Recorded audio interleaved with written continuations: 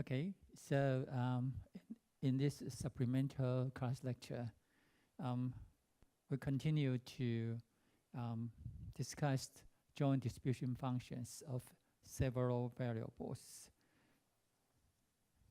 several random variables. Okay, so last Thursday we defined joint cumulative distribution functions of n random variables.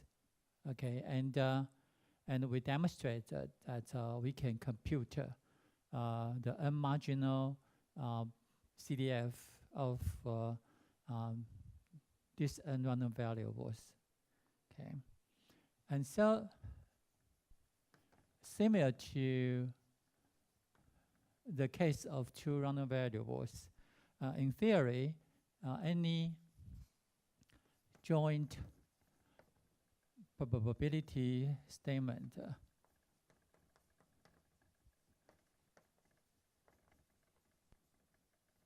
okay, about n random variables x1, x2, up to x sub n can be computed.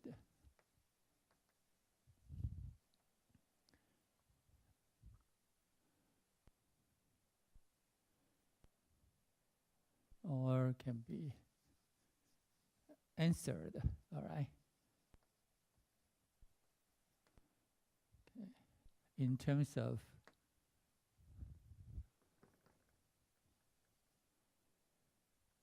their joint CDF. Okay. So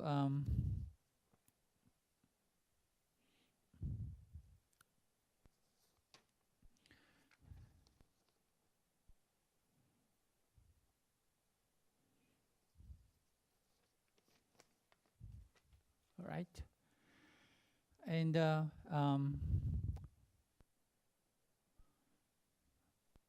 we consider a special case that n random variables x1, x2 up to xn. Okay, so this n random variable are called jointly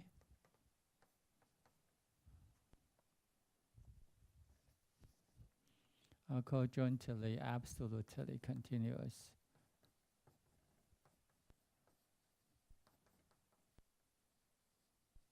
Okay. If there is a non-negative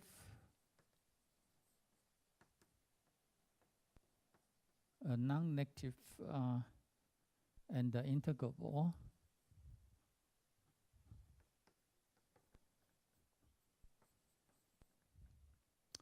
function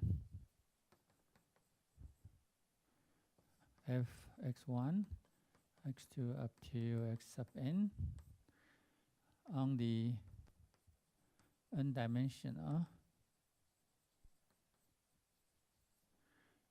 Euclidean space Rn such that for any n cell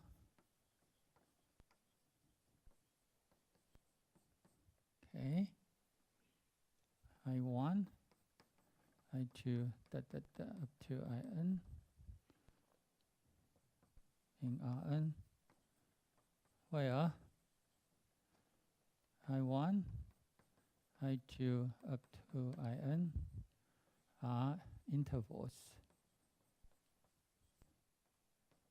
in R, right? So are intervals in the real line, so that this is an extension, the idea extension of two cells. So now we have n cells. So n cells is just the Cartesian product of n intervals in R.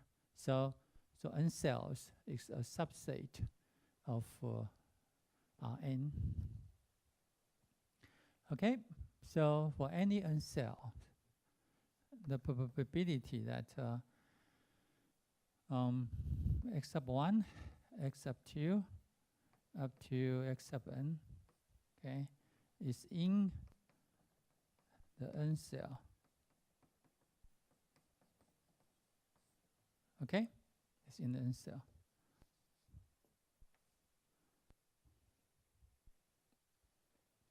So which is can be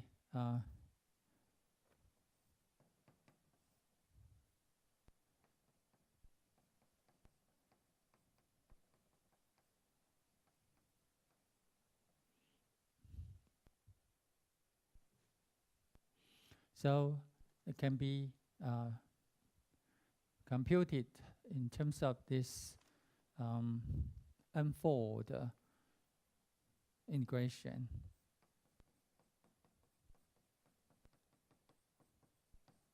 Okay.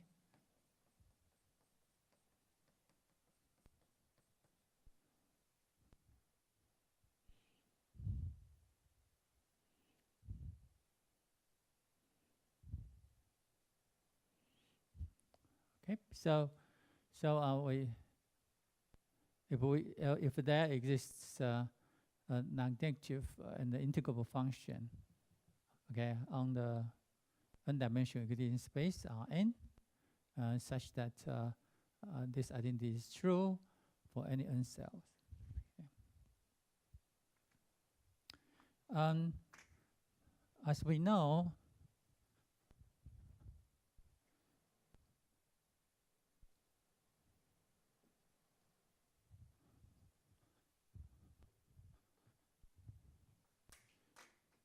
all right, so the probability of this event, so this event is actually, as you can see, this is the event, right? So this is just, okay, such that x1 omega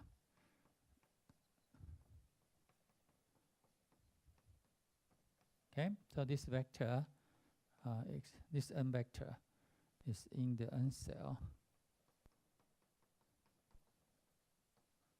All right, so that this is actually, which is saying that x sub I omega is in I. Okay, for I from 1 to n. So as you can see here. And all right, so this is the intersection for I from 1 to n of all the outcomes such as xi omega is in II. Okay. Okay. And so this is the intersection I from 1 to n of xi is in II, or sometimes we just write x2 in I2 and the xn in In. Okay.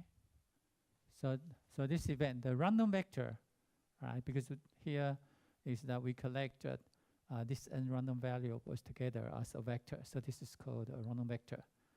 And so this is a vector function, okay?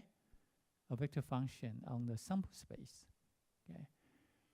Right. And so for each outcome, this is an n vector, okay? So it's a vector in the n-dimensional Euclidean space, and so this n vector should be in this n cell, right?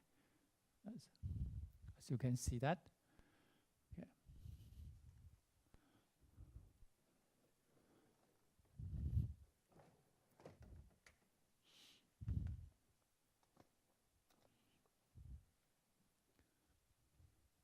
Okay, and we note that the unfold integration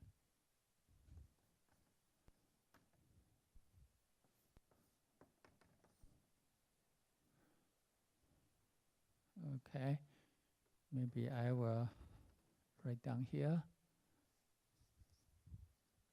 over the point in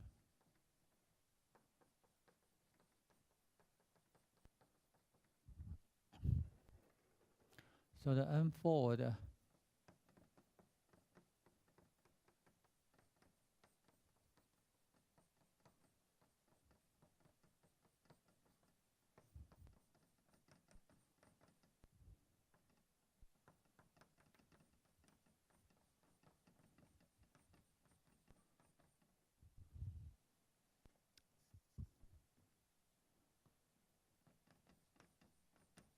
okay, the unfold integration can be evaluated iteratively.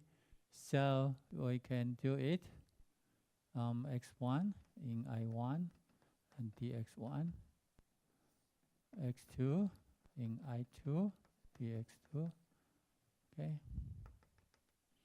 And the last one is xn in In, f of x1, x2, and dxn. Right. So we can evaluate this multiple integration iteratively. First of all, you fix the x1, x2 up to x sub n minus 1, and integrate over xn for all xn in In. Okay.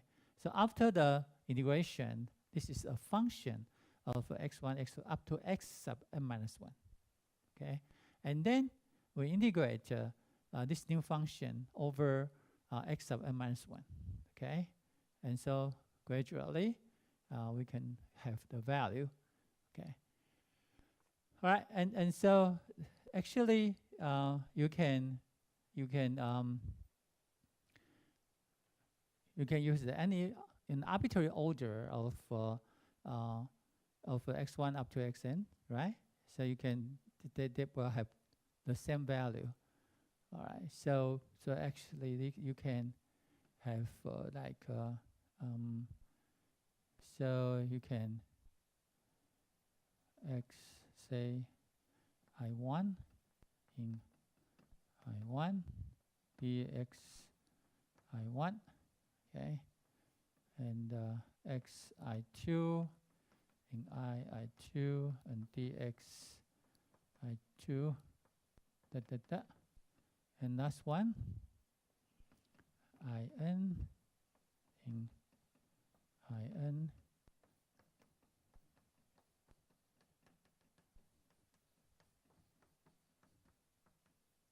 okay, where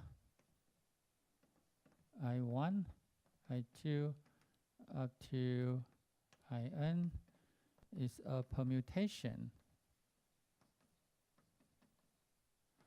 of 1, 2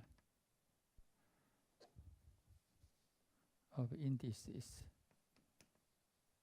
1, 2 up to n. Okay, so they are n factorial possible order in evaluating the multiple integral, okay, by using iterative integration.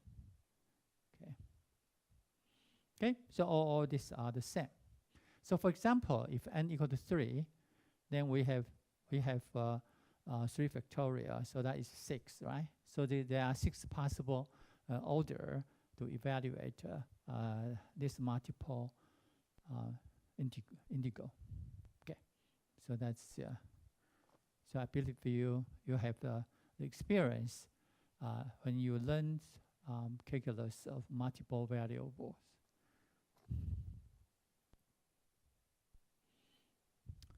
Okay. All right. So and there are remarks to know. So the first remark here, as we know, the total event x has probability equal to 1. And so this is the probability of the event that the random vector has a value in Rn, okay? And so that we have Okay, we have R dx1, dx2, f of x1, x2, xn, dxn here. Okay? Or, yeah, well, maybe I write this way. Over Rn, right? I first express it as multiple integration. Okay, and then we can evaluate by iterative integration. So that would be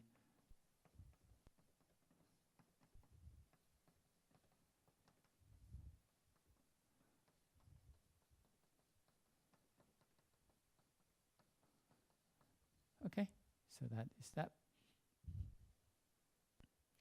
Okay, so that so if we integrate this joint,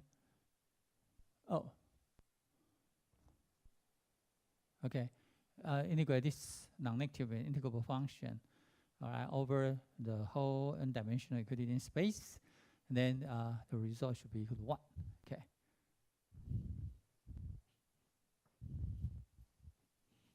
All right, and second, the function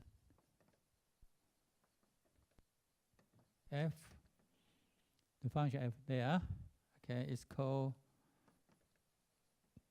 a joint probability density function.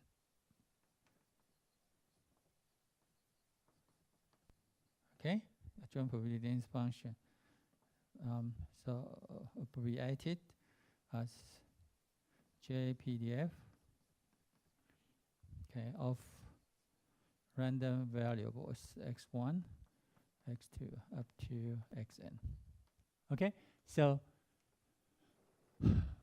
any non-negative and integrable function satisfying this identity for all n cells will be called a joint probability density function. Okay.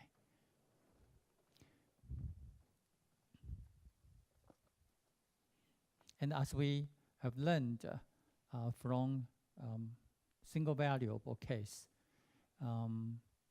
we in chapter 5 we know that if this random variables has a joint PDF, then it has infinite many joint PDF. So joint PDF is not unique. Okay.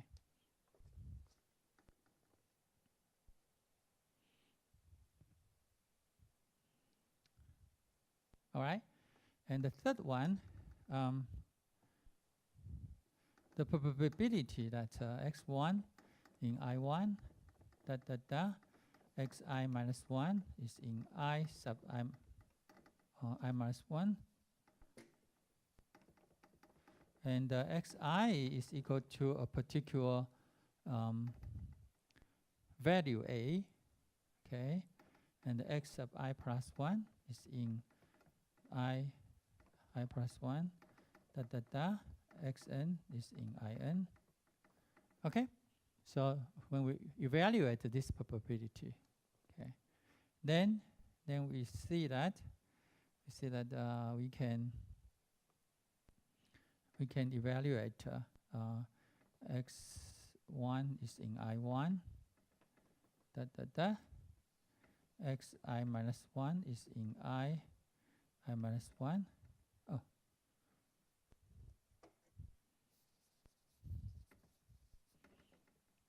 dx1, and the xi minus 1 is in I sub I minus 1, dxi minus 1. And we skip x sub I, so we integrate xi plus 1 in capital I plus 1, dxi plus 1, and integrate the x sub n in I sub n, dxn, and the missing one will be would be xi, right? And the xi is in what? Because the value is a, so that the cross interval AA here, okay? And this is fx1, x2,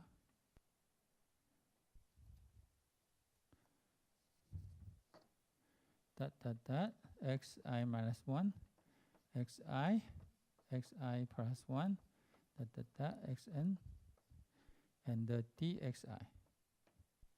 Okay. And when we look at the last, the integral, we look at the last integral here. Okay. And because it's over a point, okay, over a point, and the length of a differential, this is so the length of a point is equal to 0. So you can see that this is actually equal from A to A, right? Fx1, xi minus 1, and xi plus 1, xn, and the dxi. So the value is 0. Okay. So this is a 0 function here. Okay.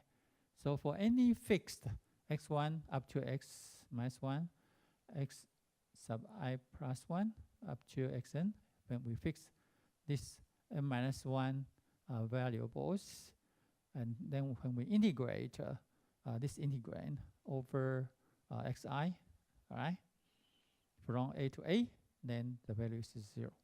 Okay. Okay. So that because this is 0, and so the multiple integral is 0 too. Okay. So no matter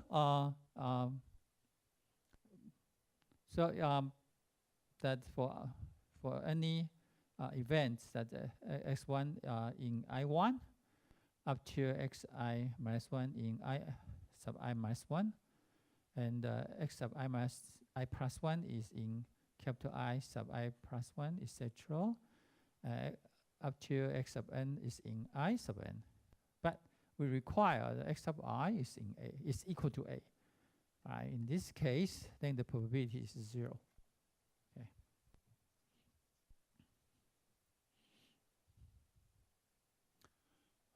All right. Also, okay. So to verify that a non-negative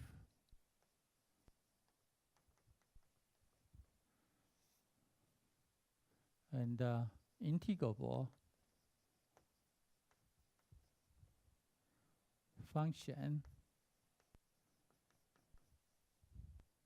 f of n variables on Rn is a joint PDF of n random variables x1, x2 up to xn. Okay, it is sufficient. Okay, to check.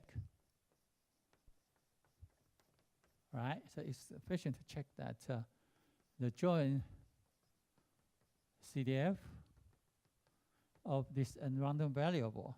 So this is the joint CDF of these n random variables, right? By our definition.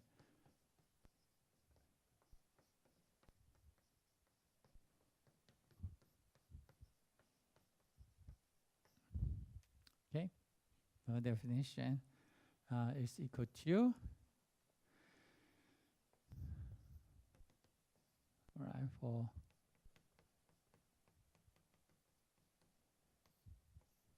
is in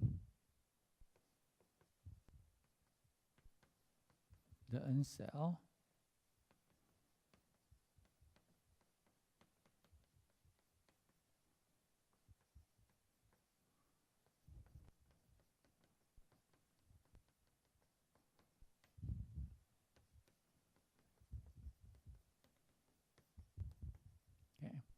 So that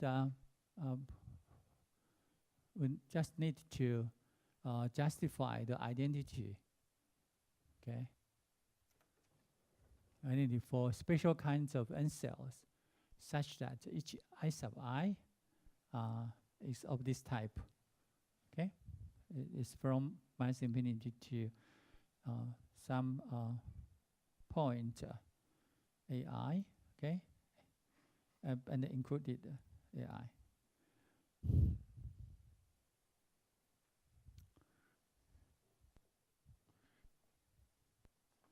Okay.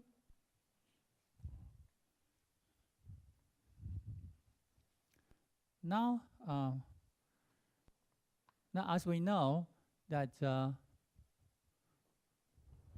many statements about n random variables is just like this one. Okay, that the random vector, right, is in some n cell.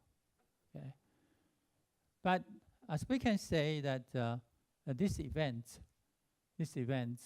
we can do complement and count for intersection and count for union of these events. So that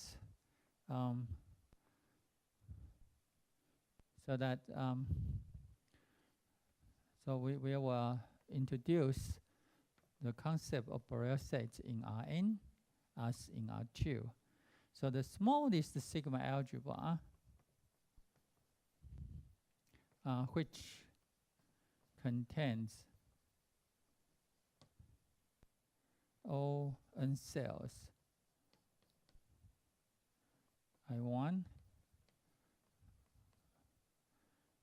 Cartesian product with I2, Cartesian product with up to In Rn is called the Borel sigma algebra in Rn, and we denote it as Bn. Okay, as Bn, and every member in the Borel sigma algebra Bn is called a Borel set in Rn.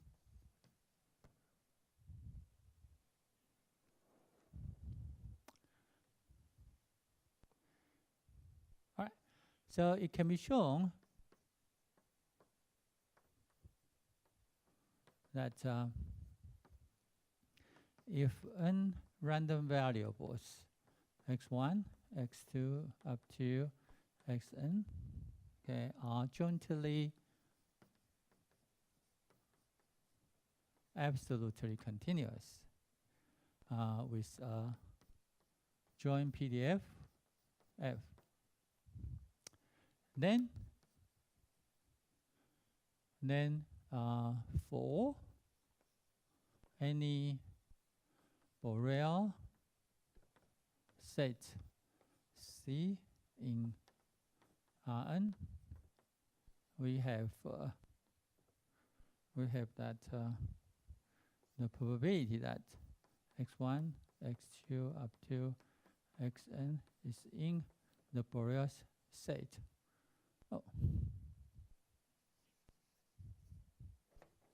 All right, so that the random vector is in Borel set C. Its probability also can be evaluated.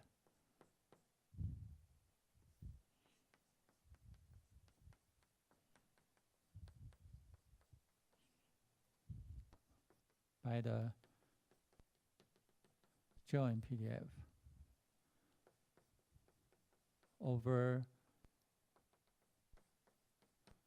the Borel set. Okay, over Borel set. Okay, so actually the identity It's true not only for N cell, but also for any Borel set in Rn. And as we define here, every Borel set in Rn is that from N cells by doing countably many complements, union, and or intersections. Okay, so this is the situation we have.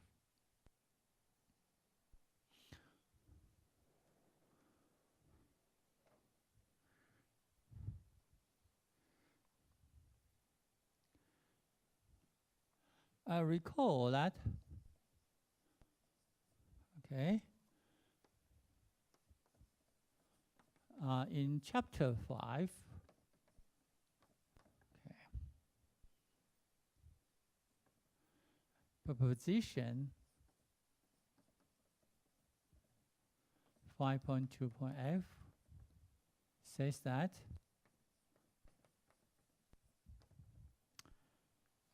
if x is a random variable and g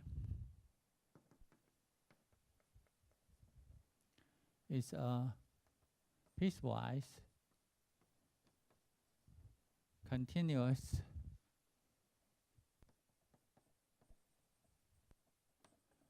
real valued function on an interval I, which in R, which contains the range x of x of x. So if in this case, then the composition of g and x, okay, as we know, this is just, okay, is also a random variable. Okay, so it's a random variable 2.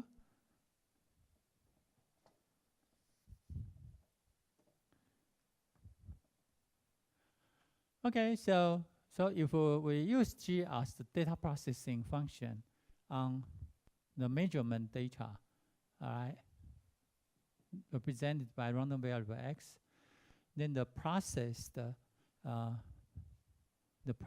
data again is a random variable.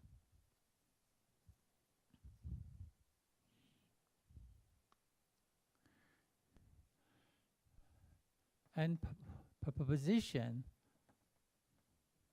5.2.f can be extended, okay, for data processing, okay, on several random variables. Okay.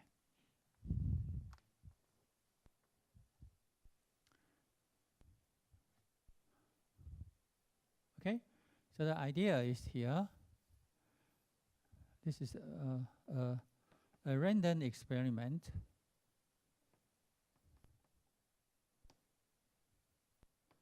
And all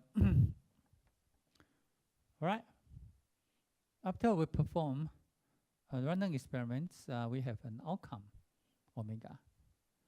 And we may do measurements, okay? So measurement device,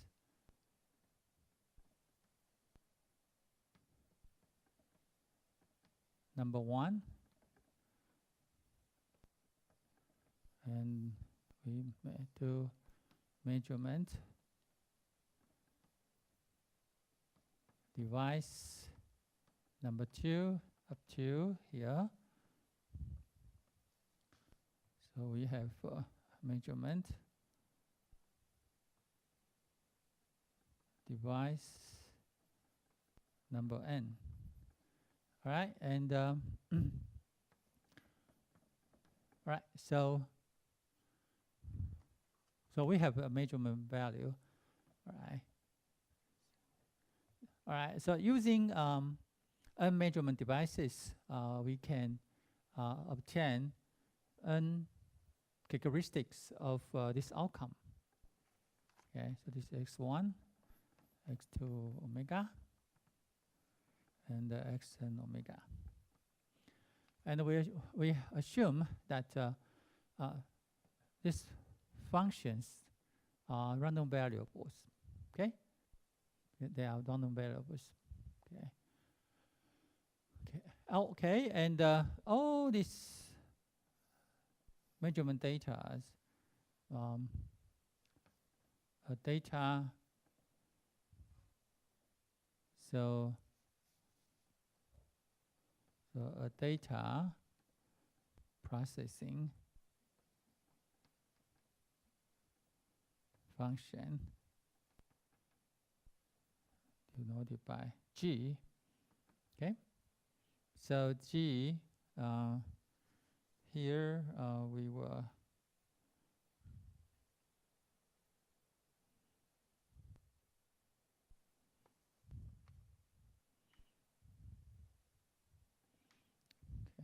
and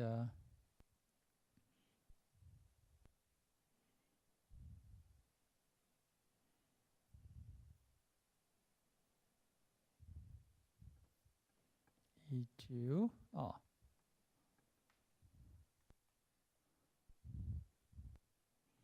right, and so we will have a G of x1 omega, x2 omega. Okay, so E is a region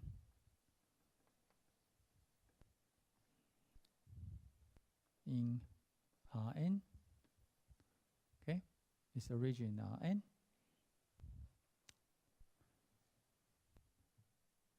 Such that the range, okay, of the so the range x1, x2 up to xn. So the vector value, okay. So this is what is that?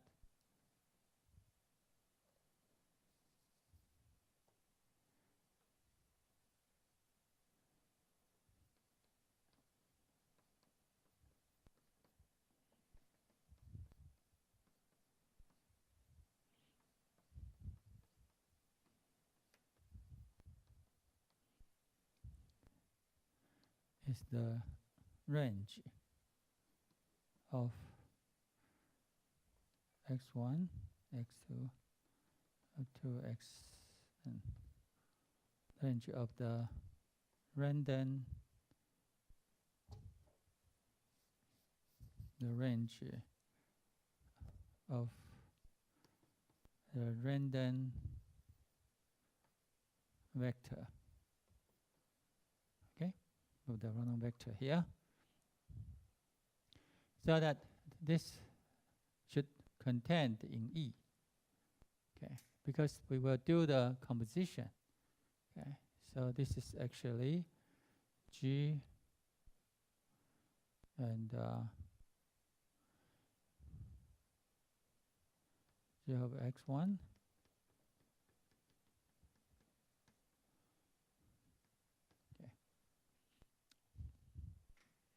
all right. So the data processing has inputs, which is from the n measurement. Okay, which is the measurement. Okay, so we want that to find condition such that this is also a random variable again. Okay, so G of x1, x2 up to xn will become to be a random variable. Okay.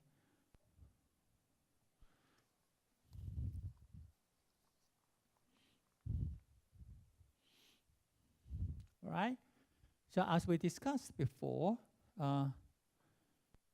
let y to be G.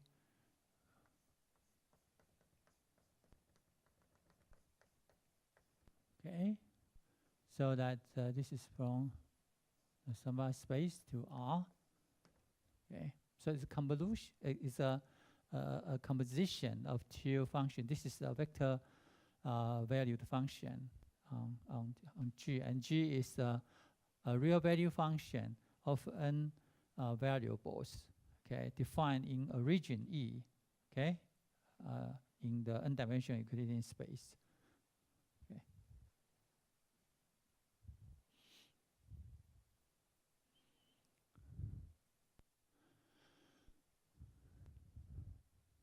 Okay. So so the composition, all right. So you see here, so x1, x2, up to xn. So we have x goes to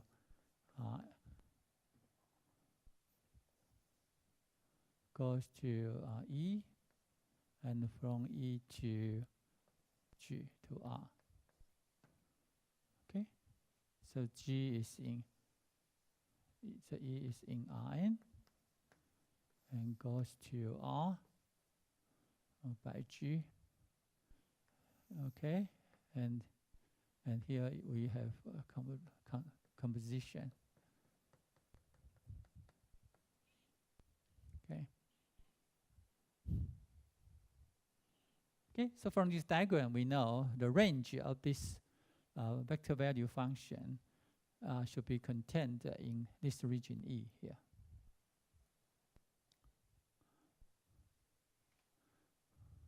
Okay, all right. So that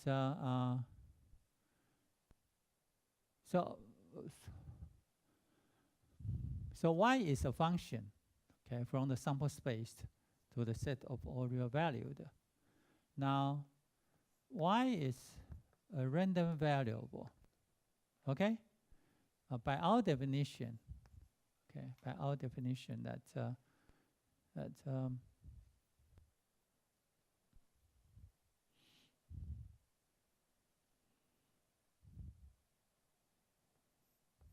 Y in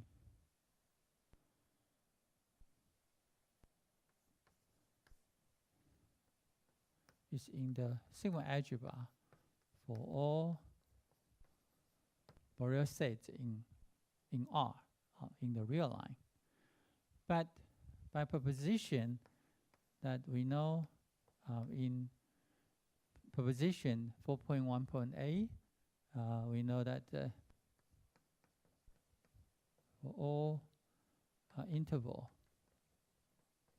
I in R. So this is by proposition 4.1.a. Okay, so we know that we have this one. Okay, all right. But why is the composition here, right? So that means that G and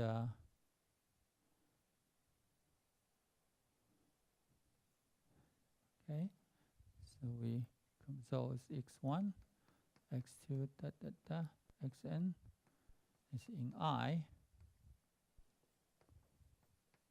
Okay, for all interval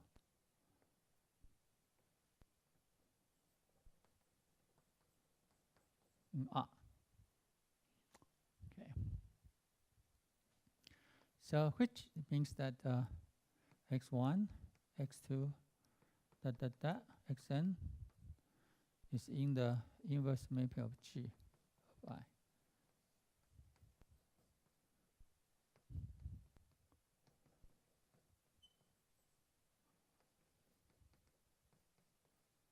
In R.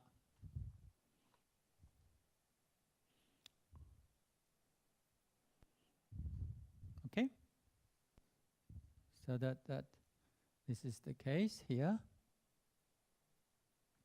and so now we have the direction.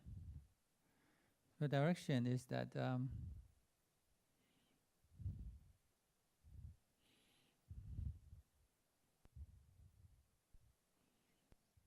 So so this random vector, so if and only if G inverse I is a Borel set in Rn. Okay, so it's in the n-dimensional Borel sigma algebra. Okay, for all interval I in R.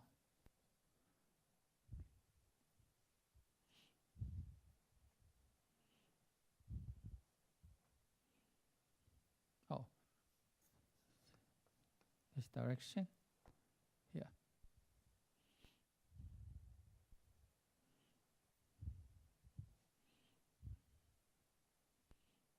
Okay, so if this is true, if the data processing function G has this property, which means that for any interval in R, the inverse mapping is a Borel set in Rn. Okay, when this is a Borel set in Rn, then this one, then this is in the sigma algebra. Okay, because when this is the Borel set in Rn, then this event is actually in F. Okay, and so that because x1, x2 up to x sub n are random variables. Okay.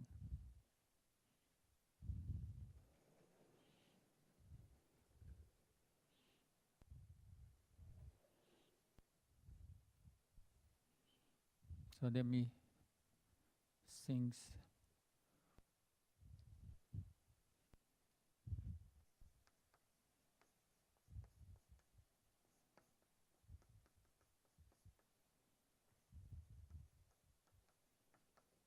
Okay, so thinks that x1, x2 up to xn are random variables.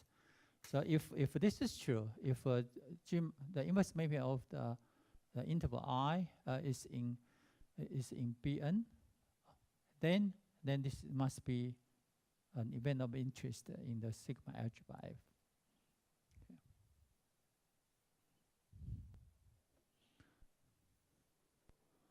Okay, so I will state a class of data processing function G such that this is true. Okay. Right. So now a real value. All right. So a real value function G x1, x2 up to xn on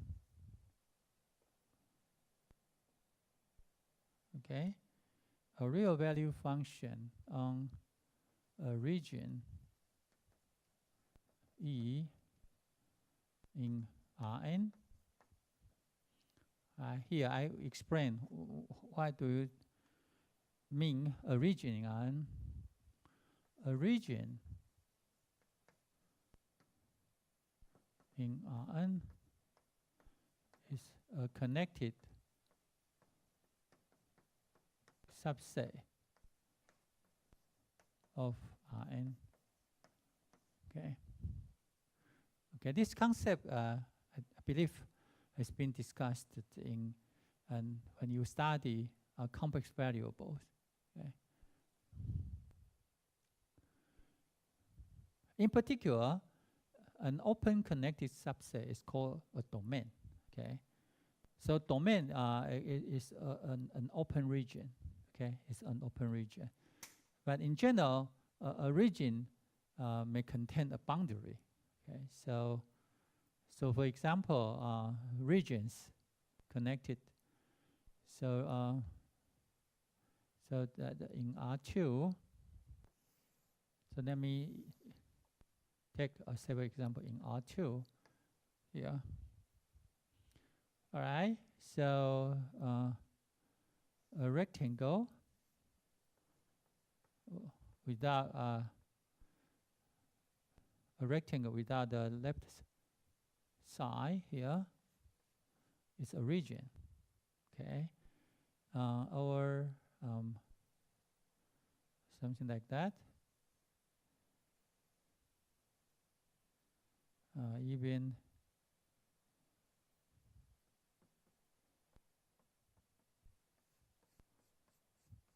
it's also a region because it's connected. A connected subset in Rn is something that if you pick up 2 points, okay, you pick up 2 points, you can connect these 2 points by using polygons. All right, so in here, okay, you just use a straight line, right? So you can connect them. All right, but for this one, you cannot. For example, if you take 2 points there, okay, you can't connect them, right, by a segment here. But you can do it by several segments. So you can do that and do this one and there, okay? Right. So by using the polygon is just a series of segments, right, connected together. Okay. So that this is also a connected subset. All right. So this is true a connected subset. But if you have something like here, if you have right, but without the point, all right, joined by the boundary. So here we just without the point here. Okay, all right, and then the shaded area. Okay, and this one is not. So this one is not connected. Why? Not connected. Why? Because when you pick a point here, another point here, right, you can't find a polygon to connect them, right? Why? Because if you want to use the polygon to connect them, you have to go through this point. But this point is not in this subset, so that this is not connected. Okay.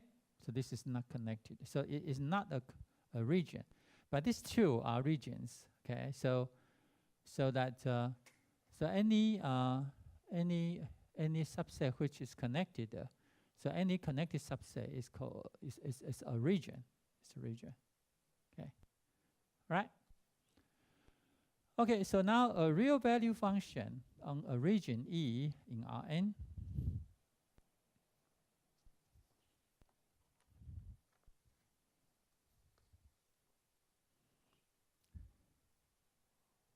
It's called piecewise continuous. Okay, if it is continuous on E, or there exist, right? So over there exists a piecewise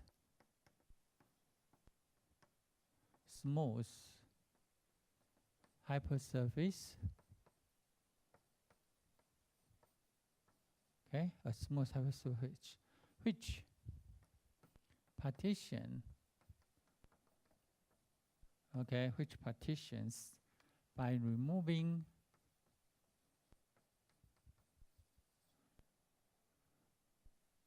points in the hypersurface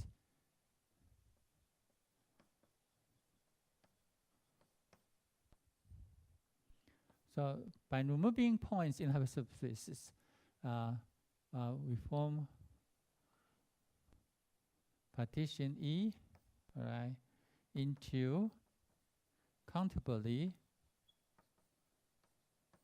many disjoint open regions.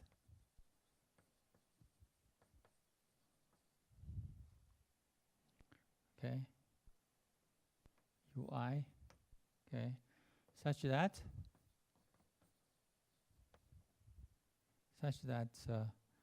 G is continuous on each UI. On each UI here.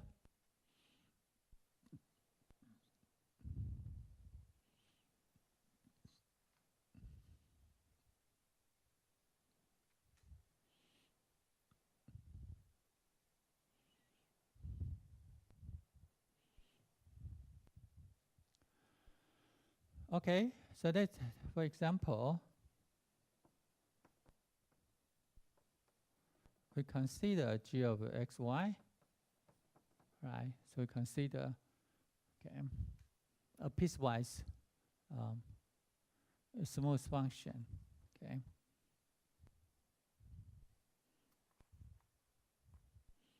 Okay, and which is x plus y, and one here.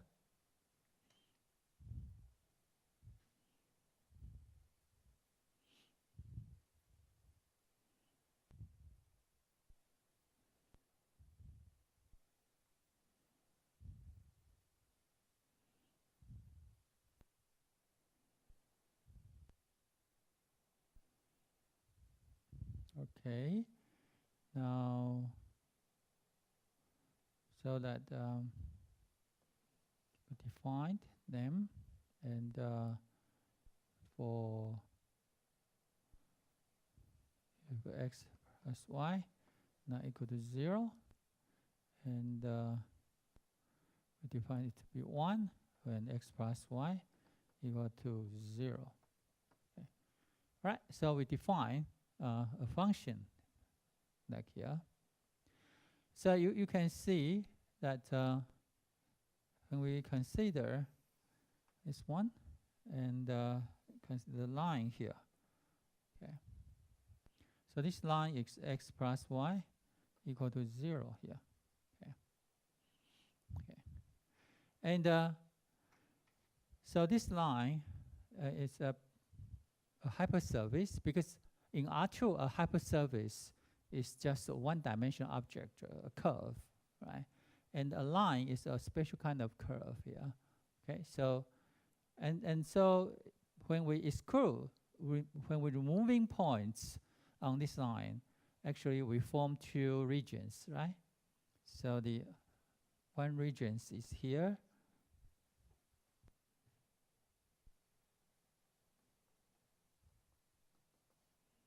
Okay, so this is the upper right, right? So this is U1, and another open region will be here.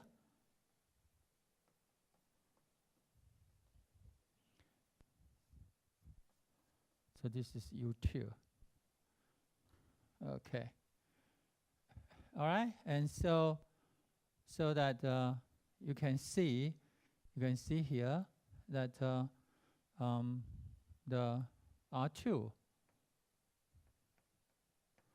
R2 becomes to the disjoint union. So it's the U1 disjoint union and the U2 disjoint union, the line. Okay, so that the line actually is the point such that x plus y equal to 1. So this is a line, okay? So that you have, so that the R2, the whole plane, can be decomposed into 3 parts. They are disjoint to each other. Okay, and you can see that excluding or by removing this line, okay, this function, the g function, is continuous on u1, okay, because in here the denominator is positive, okay, so this is always a positive value, and also the g function is continuous on u2, because in here the x plus 1 is negative, so the value is negative, but either way they are continuous on u1 and also continuous on u2. Okay. All right. So for here, that's so this g is piecewise. All right. It's piecewise continuous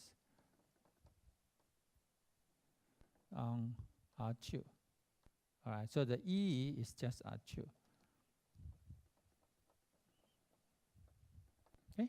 So this is an example you can have. Okay, you can have that.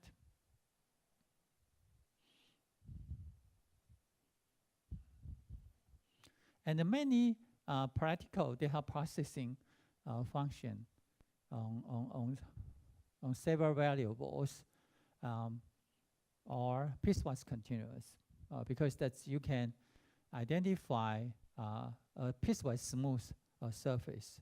Okay, you can identify a piecewise smooth surface. Okay, and which partitions the defining region E into countably many disjoint open regions. Okay.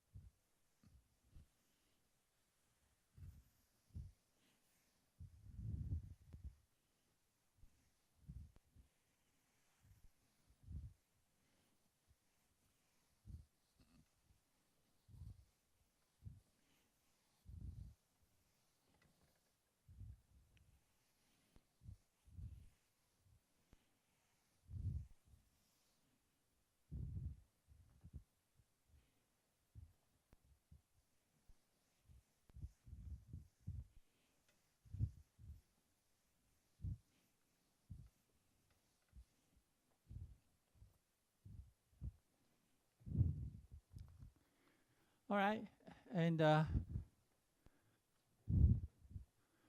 in this example, the hypersurface has only one piece. Okay, so the hypersurface is a smooth hypersurface, but in general, we may need a so-called piecewise smooth hypersurface. So let me see examples. An example of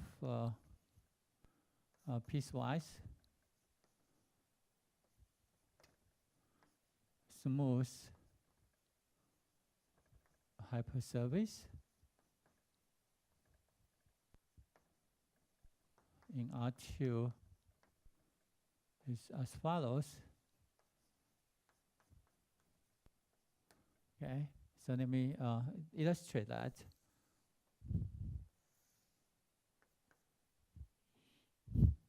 For example, okay, maybe I draw several surface. Okay. A rectangle here. Now a rectangle, okay. So that just the four sides, right? So this four sides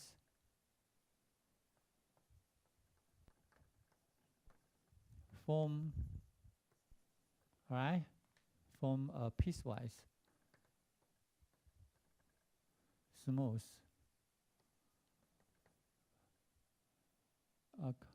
hypersurface. In R2, when in R2 we call curve, all right? right? So hypersurface in R2 is usually called curve, okay? And the hypersurface in R3 is usually called surface, okay? But in general, in n-dimensional Euclidean space, the hypersurface is an object which is one dimension less than the ambient Euclidean space. Okay, so a hypersurface in Rn is an object of n-1 dimensional. All right. Okay, so you can see that it's piece because we can see that this four side, this frame, okay, each side is a smooth curve because it's a segment. Okay, so a segment is actually a smooth curve, and but they have corners, right? They have corners, so you can just separate them into 1, 2, 3, 4. All right, 4 pieces. In each piece is a smooth curve. Okay. Another example is something like that. Say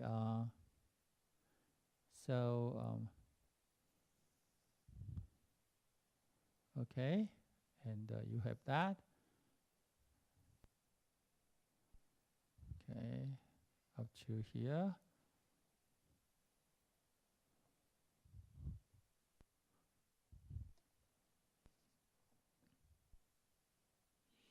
Okay, all right, and this curve, this curve, is a cross curve. You can see. This curve is also a piecewise smooth curve. Why? Because you can separate them. Okay, so here you can cut. Okay, right. So there are how many smooth piece? 1, 2, 3, 4. Okay, four smooth piece. Okay.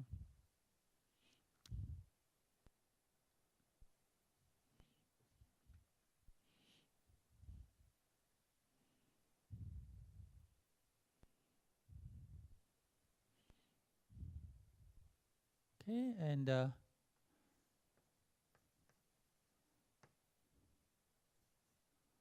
this cross the curve is a piecewise smooth curve. Okay, so all right. So you can actually can construct many examples. Okay. Okay.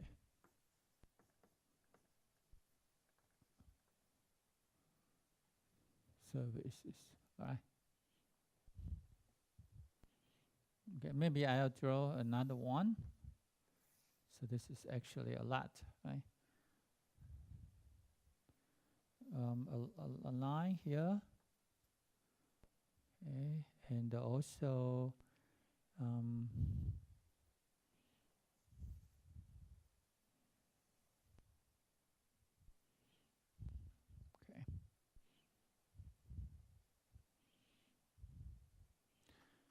All right, and the R2, so the R2, okay, you can see this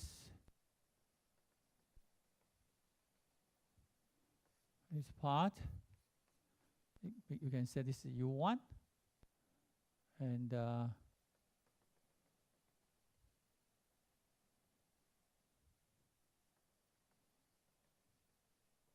this is U2, right?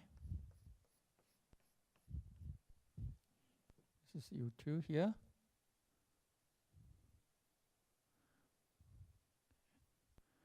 And also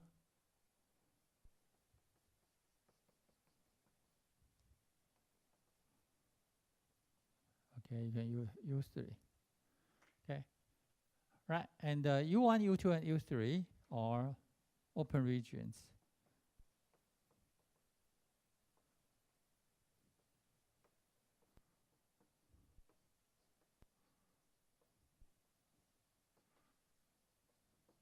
In R2. Okay, so they are open regions in R2.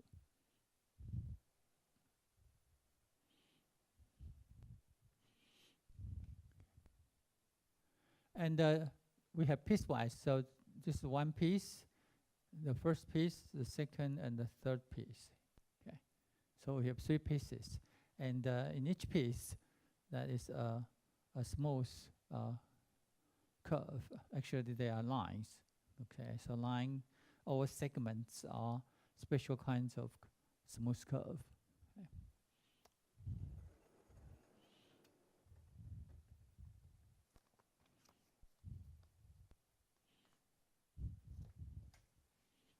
All right, so after the introduction of piecewise continuous functions, now we can state a main theorem.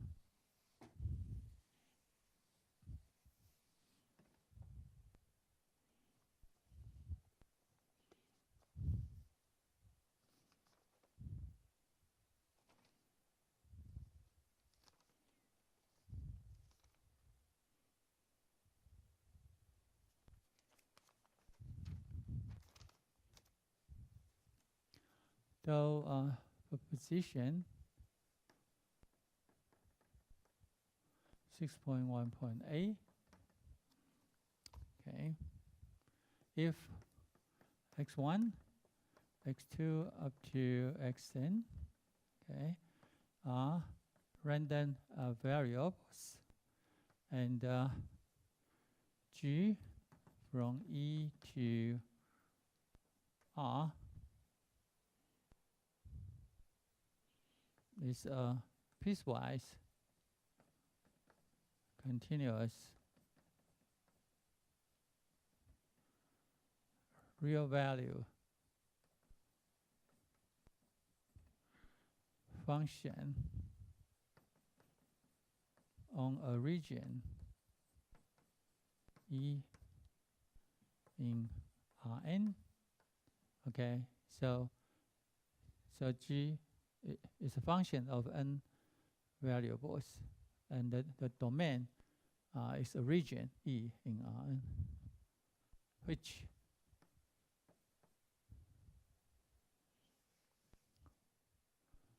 with the range of this random vector contained in E. Okay. Then G of x1, x2 up to xn. All right, this is actually the composition. Okay, it's also a random variable. Okay.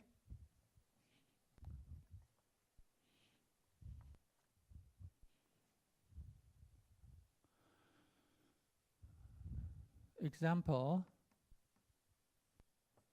Okay. G of x1, x2 up to n depend to be the sum or a linear combination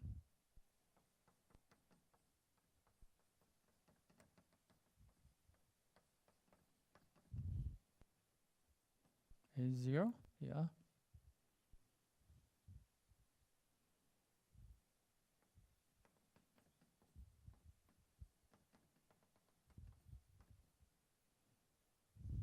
Constant.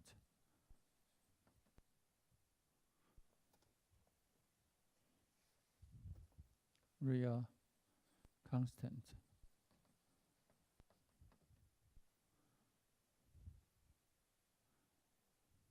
Right? X continuous function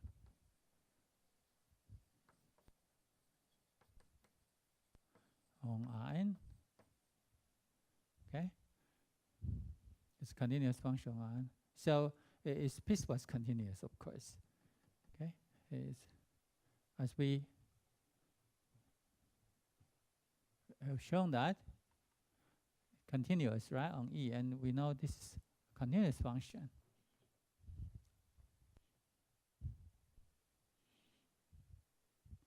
And then, by this proposition x.1.a, g x1, x2, out to xn, which is a1 x1 plus a2 x2 plus plus an xn plus a0 is a random variable for any random variables x1, x2 up to xn. Okay, so the data processing function is actually we do the linear combination of the n measurements, all right, plus a constant a0. Okay, so okay, and so that so this new this data processed value is a new random variable. Okay, guaranteed by this proposition.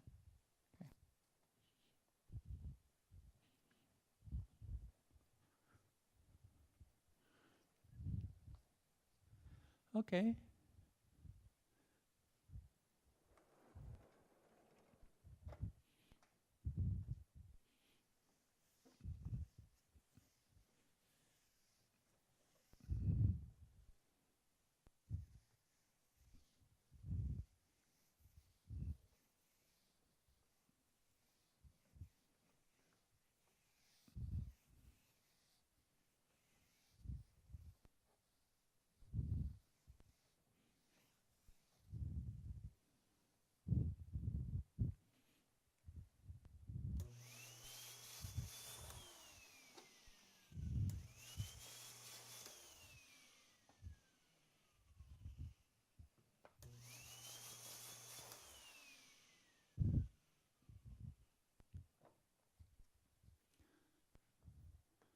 Right, so now we'll go into the second section on independent random variables.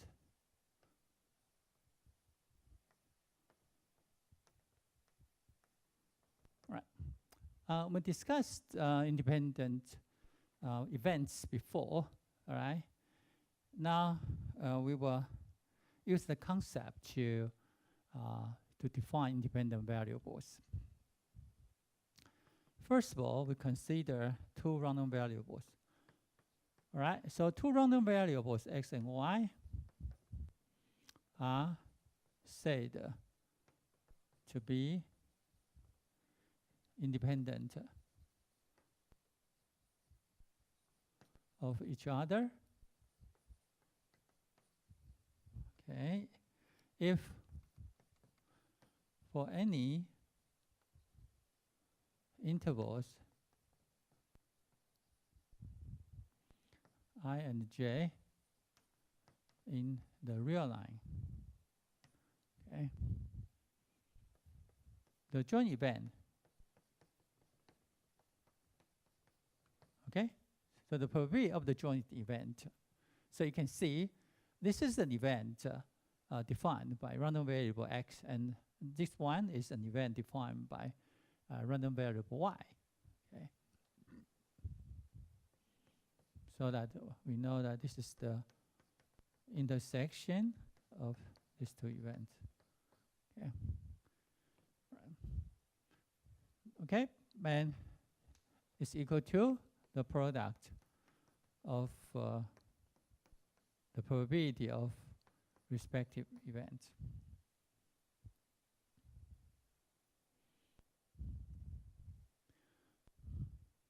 Okay. So which means that any event constructed in this way, which by x, any event established by random variable y, okay, these two events are disjoint, are independent events. Okay, and this must be true for any intervals I and any interval j. Okay.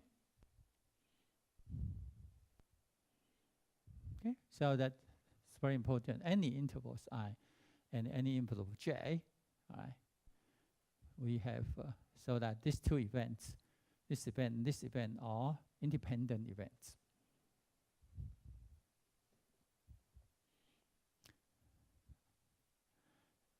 And a remark is very important. It can be shown that two random variables x and y are independent. Okay, if and only if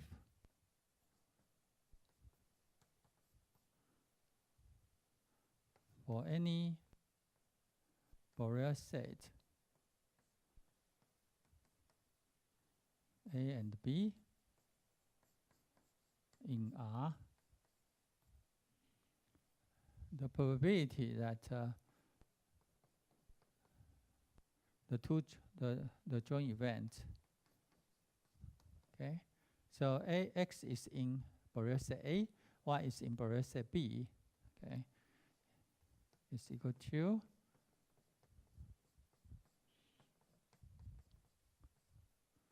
which means that the two events x in A and y in B are independent. Okay, are independent.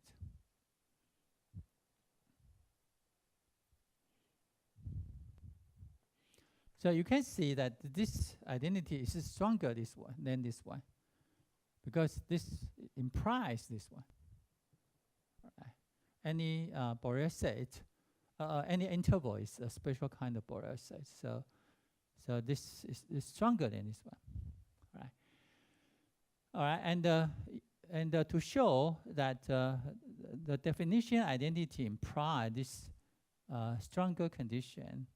It needs some efforts, but I want to get into the detail. So I just mentioned that this is true. Okay, this is true. Okay, so they are so that for any Fourier set A, any Fourier set B, these two events are independent events. Okay.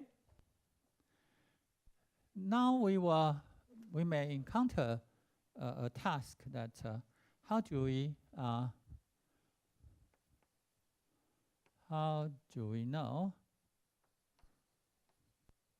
that two random variables x and y are independent? Okay, how do we know that? Well, of course, that by the definition, you have to justify the identity, okay, for any interval I and any interval j, okay? You have to do that. But there is an easier way, okay?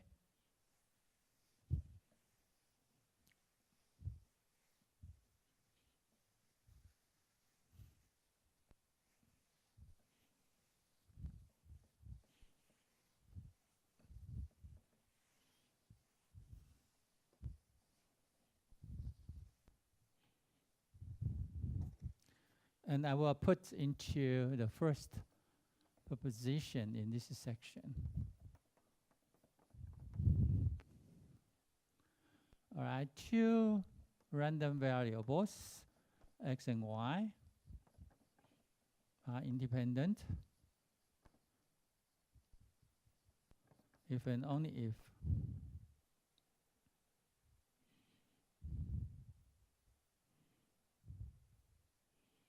for any real numbers A, B, that the probability of the joint event, okay, so x less than or equal to A, y less than equal to B is equal to product of probability of X less than equal to A and probability of Y less than equal to B. Okay, and which means that the joint CDF of X and Y, okay, is the product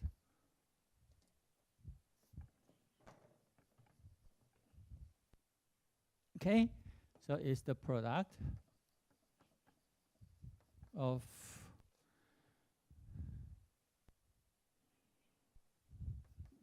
the marginal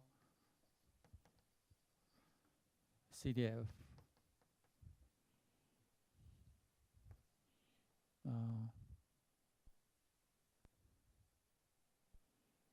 of X and Y. That is f of AB equal to f of X A times f of YB.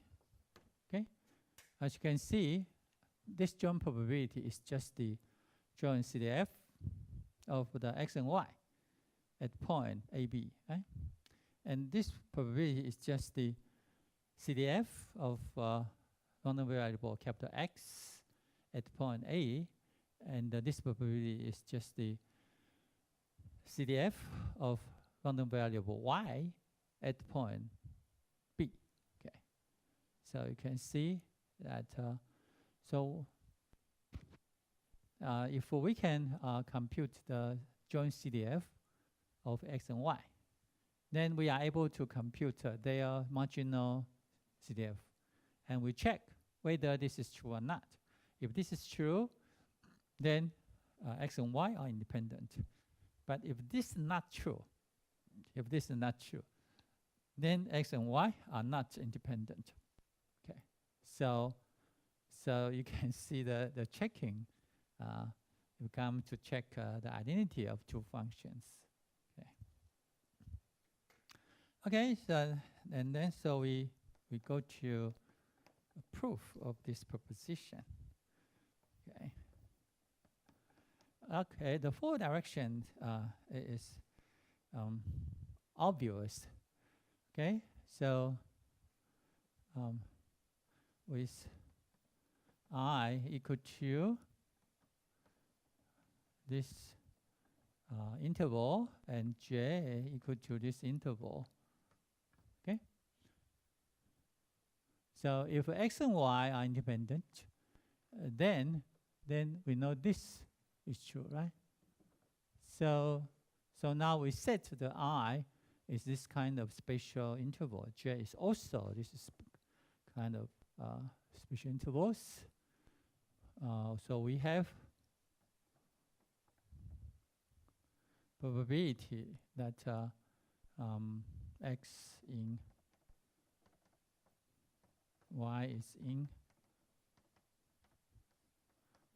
the product of times probability of Y is in this interval. Okay, and all right, and we have done. Okay, things that we know this is actually X less than equal to A, Y less than equal to B, and this is probability X less than equal to A, and this probability Y less than equal to B. Okay, so we have. So the first direction is just from the definition. Okay, and the reverse direction. Okay, so we'll see that. So we'll see this is.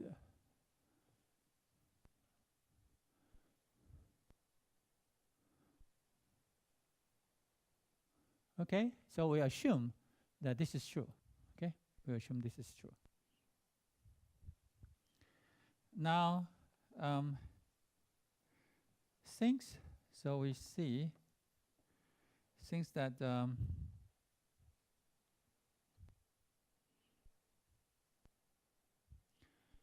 event that X less then equal to a minus 1 over n, and y. All right. This event will go up to x less than a and y less than b. Okay, as and go up to infinity.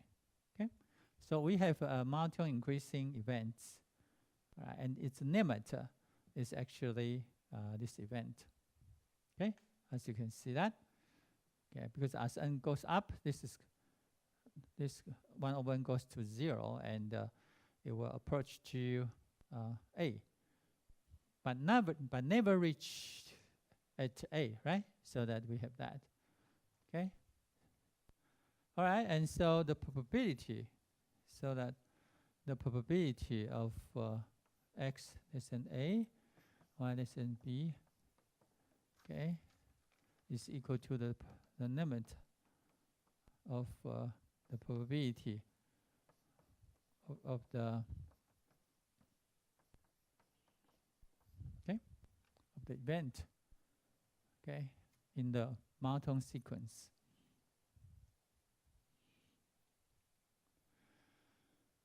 Okay, now we apply the fact that the joint probability is equal to the product of the respective probability. So this is the limit, and n goes to infinity. Okay, and the identity here is from the continuity of the probability function p. Okay, right, and so this is the probability of x less than a minus 1 over n times probability that y less than over b. Okay, and then this is a constant, right? So we look at here. Look at here, and so this is probability of x less than a, y. Okay, and again by the continuity of p. Why? Because since x less than equal to a minus 1 go up to x less than a as n go up to infinity. Okay, so as n goes infinity,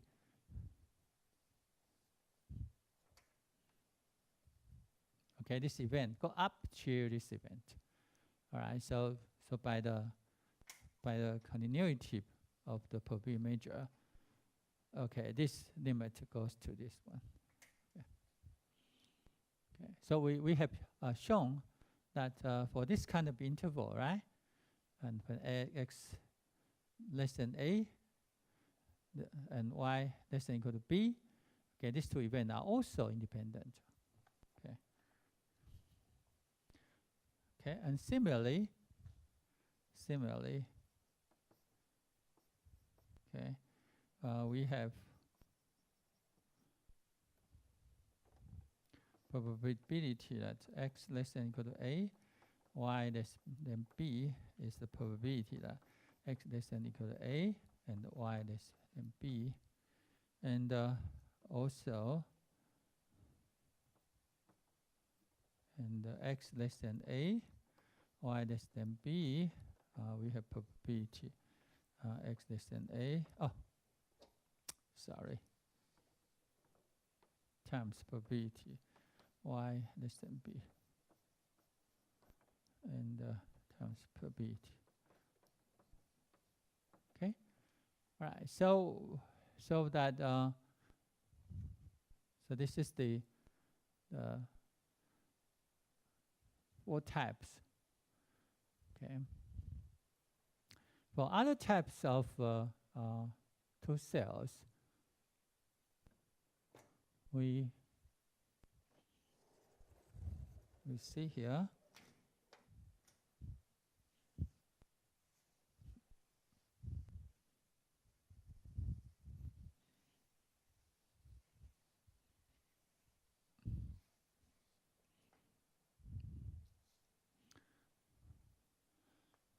now for I is equal to, say, A1, A2, and J equal to, say, B1, B2. Okay. The probability that the X is in A1, A2, Y is in B1, B2. Yeah. And this, as we have considered before, X less than equal to A2, Y less than equal to B2, okay, minus probability that X less than A, Y less than equal to B2, minus probability of X less than equal to A2, Y less than B1, or A1, sorry. And you add on probability of X less than A and Y less than A1 and B1. Okay. And this one, actually we consider such kind of things before. So this is A1, A2, B1, B2, right?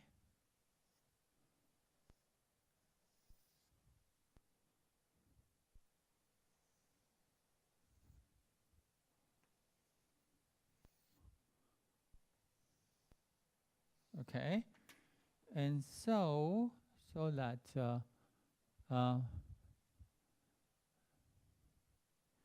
the two cell we considered, okay, as we know, as we know, this is actually the probability that the random vector is in A1, A2, Cartesian product B1, B2, right? Okay. Okay, and here, this is XY is in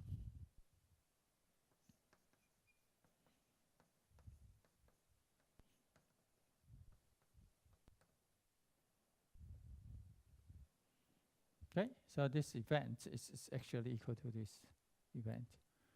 And this event here is in A1, B2, okay, and that this one can be described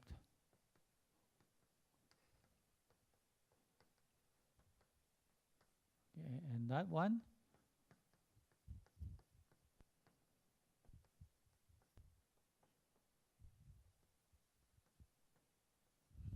okay. All right. So so now if we include the four sides, right?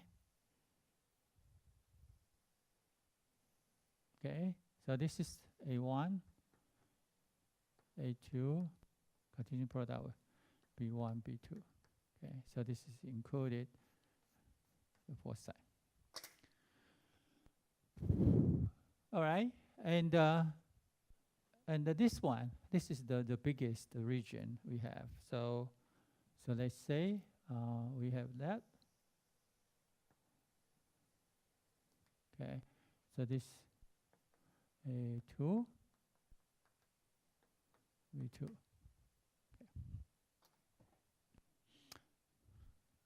Okay. Now, because we have this, right? So we have to subtract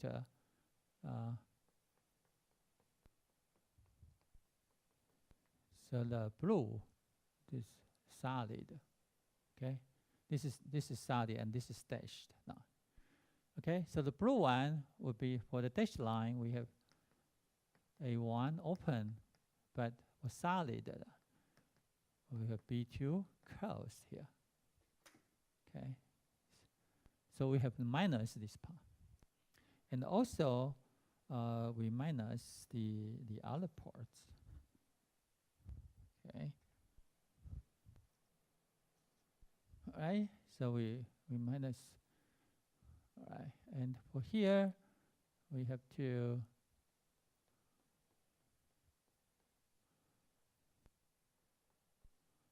and solid, okay? So this is dash, this is open, and this is closed. So now we have A2 B1 open. Okay. All right. So the green region, the probability of the random vector in the green region minus the probability that the random vector in the blue region minus the random vector in the orange region. But you minus, you subtract too much. Why? Because here in the intersection, and so this intersection, the intersection of the blue region, so what becomes to be this one, the red one, and the red one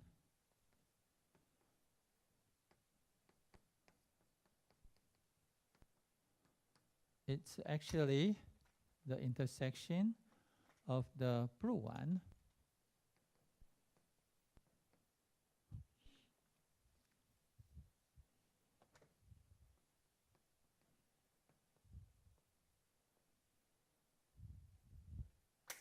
intersect the orange one.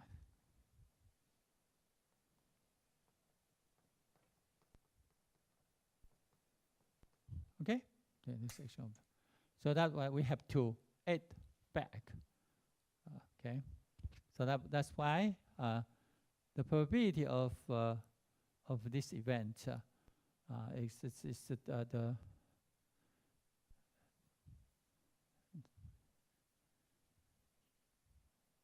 this sum. Okay, it's this linear combination of the 4 probability here. All right, now, but we already know from the previous computation, we know that the probability of this joint event is the product.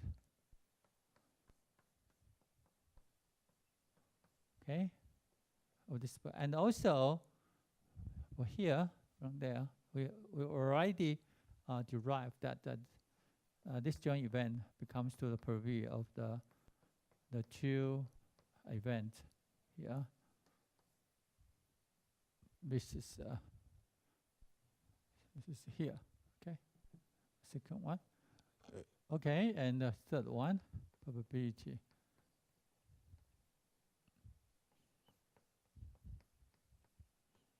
Plus probability of y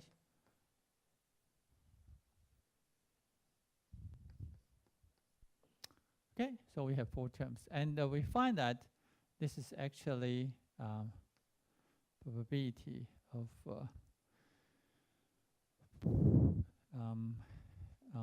x less than equal to A2, okay, minus probability that x less than A1 times probability that y less than equal to B2 minus probability that y less than B1.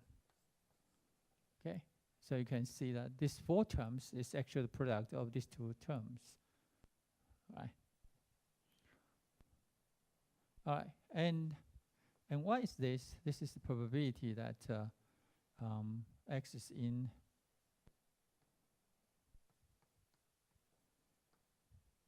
okay, times probability that B1, okay, include that. So this is the probability that x in A1, A2, and probability that y is in B1, B2. Okay, and then we show the the case, the identity for I and j are both cross finite intervals. Okay, so you can see here. Okay, and so you can of course you can continue to check those things. So they are, as we know, that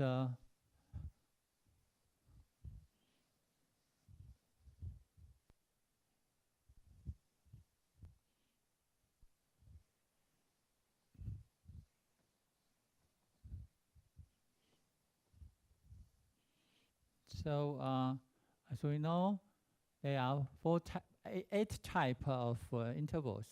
So the combination I and j would be 8 times 8 is 64 possible combinations of intervals. Okay. So even though we just said justified that only a limited cases, but as I came here, the similar argument, okay, applies to other type of I and j of intervals.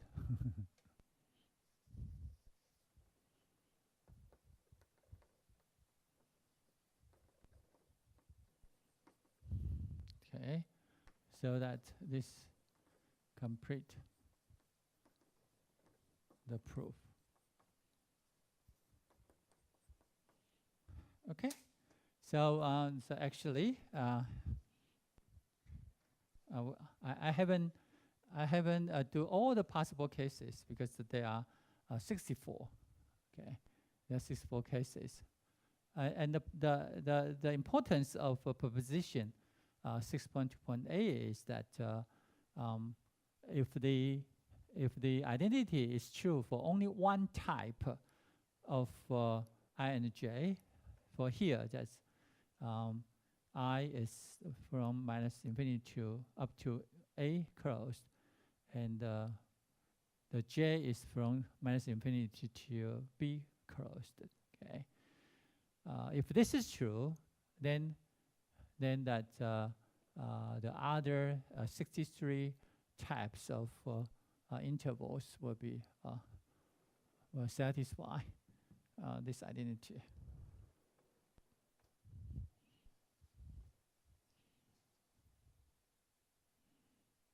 Okay.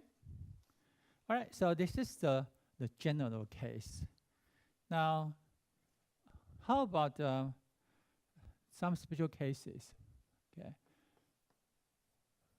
For discrete random variables, okay, I will state the second propositions. Okay, so 2 discrete random variables x and y are independent if and only if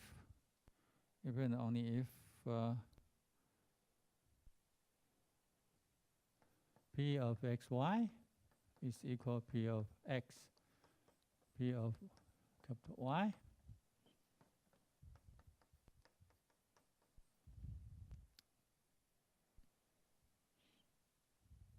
Where P of xy is the joint PMF of x and y, and P sub x, P sub y are marginal PMF of x and y respectively. Okay, so the check-in now will be in terms of the probability mass function. Okay, so you can see here this is the joint probability mass function, and these two are marginal probability mass functions. So, so these two discrete random variables are independent if and only if that the joint PMF is the product of the two marginal PMF. Okay, it's important to see that this is the identity of two functions defined. Okay, defined on for all x, y in R. Okay, so you have to show that this is true. Okay, for all x, y in R. Okay.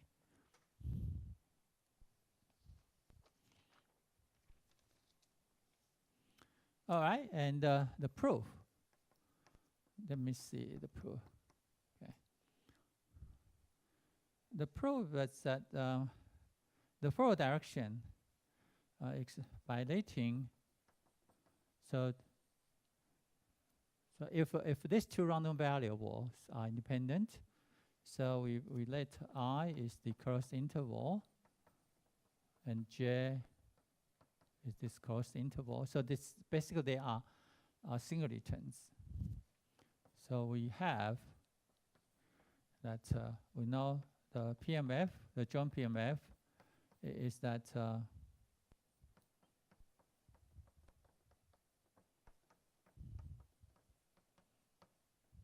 okay. So the PMF, the joint PMF of x and y at the point x, y is actually equal to the probability of this joint event, and there are intervals, right? Special kind of intervals. So that by the definition of independence of two random variables, this becomes to be big P. Okay, and so this is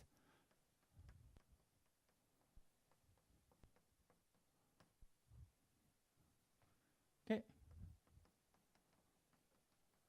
Right, so we have done the forward part. Now to show the backward direction, we let A sub I and B sub j be the set of possible values. Okay, of x and y respectively.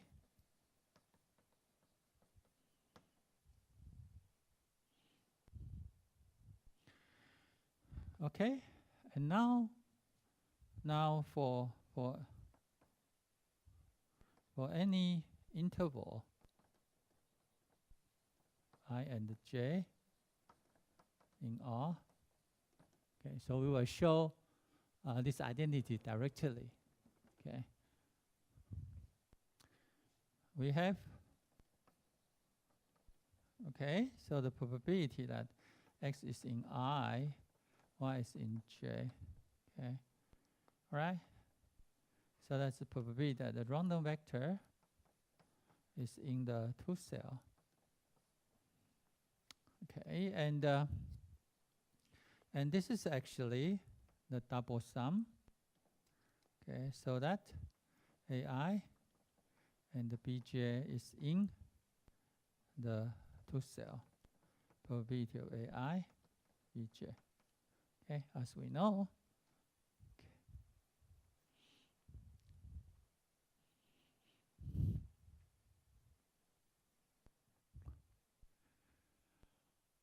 Okay, so so the possible value pairs, okay, and we just sum over those probabilities when the possible value pairs is in the two cells, I Cartesian product with J.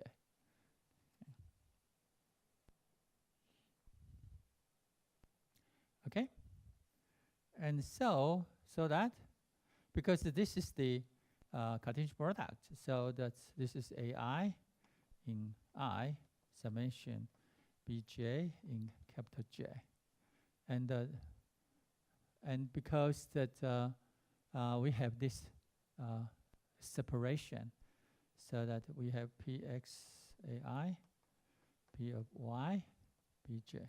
Okay? So we apply here. This is a given condition. All right, and so now we have sum of product, but this becomes two product sum.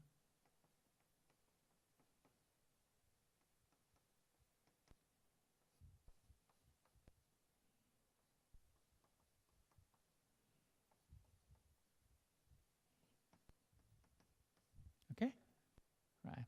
So that sum of product become to the product of two sums. But why is that? This is actually the probability that x is in I, and this is the probability that y is in j. Okay, so we have done. Okay, so we show that the joint probability is equal to the product of the respective probabilities. Yeah. All right. So for discrete types of random variables, to check the independence of these two random variables, then we just check the probability mass function. Okay. Now, how about the spare case of joint absolute continuous?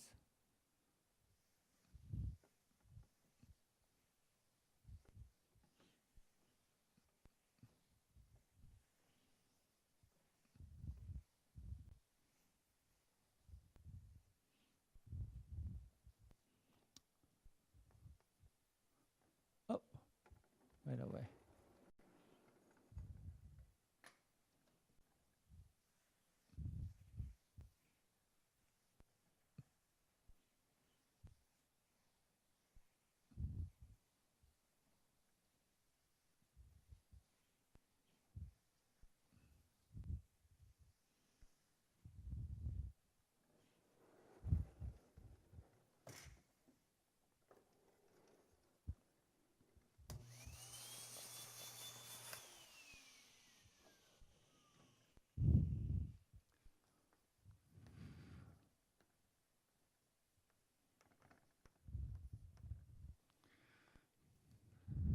All right. Now, two jointly absolutely continuous random variables x and y with a joint PDF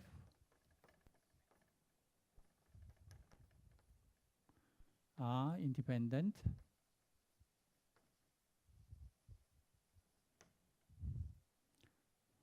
if and only if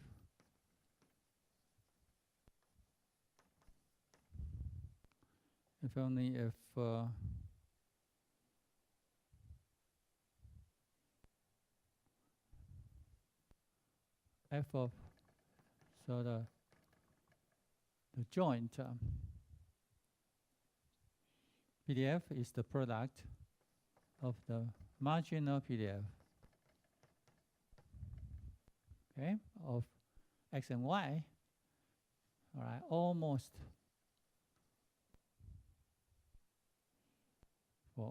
all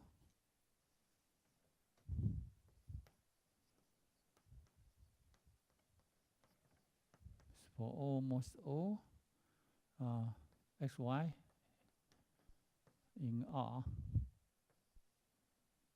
Okay.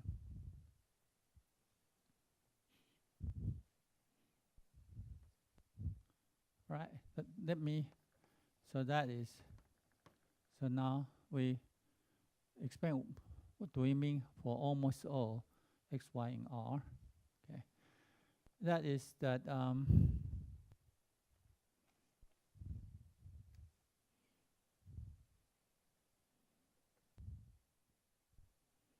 The length, the area of the set, the area of the subset in R2.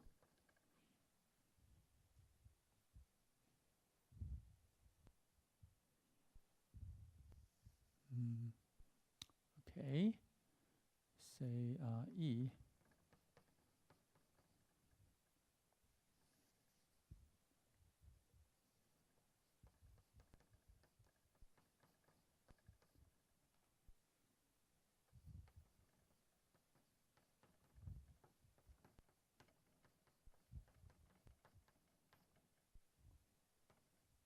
Okay, of 2 is 0.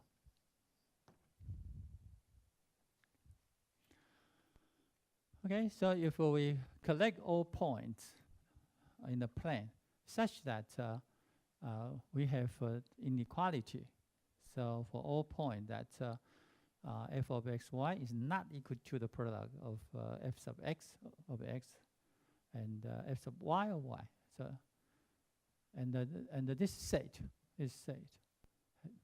has area, okay, which is 0 to be 0. Okay, so the area. Okay. Okay. So that except if except a subset of points in R2 with 0 area, we have the equality. Okay, we have the equality.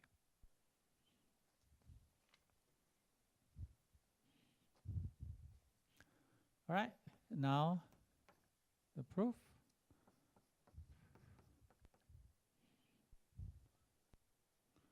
Right, so we show the forward direction. Now for any interval I j, we have the probability of in I, y in j, is equal to probability of x in I times probability of y in j. Okay. Now, with as we have shown before, if two jointly absolutely continuous random variable with a PDF here, then we can find we have shown that I and the y are absolutely continuous by themselves. Okay, so when they are joined, when x and y are jointly absolutely continuous, then x is absolutely continuous and y is also absolutely continuous, and we can find a PDF for x and a PDF for y, called marginal PDFs from the joint PDF. Okay, before. Okay, now, so okay, and so because that x is absolutely continuous, so we have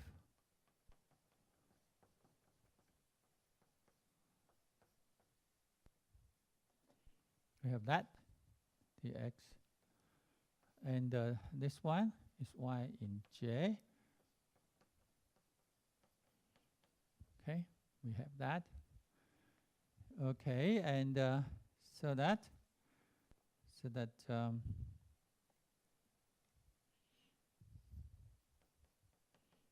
dx j and okay, so we move to here.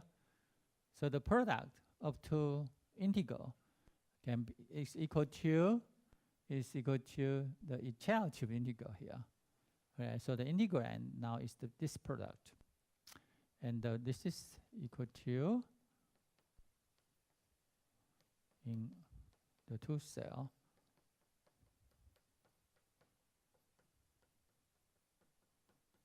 Okay. Okay. So so that for any joint probability that we find here. Okay.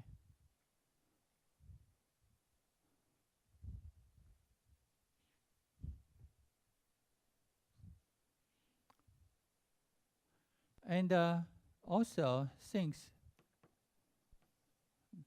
that Px it's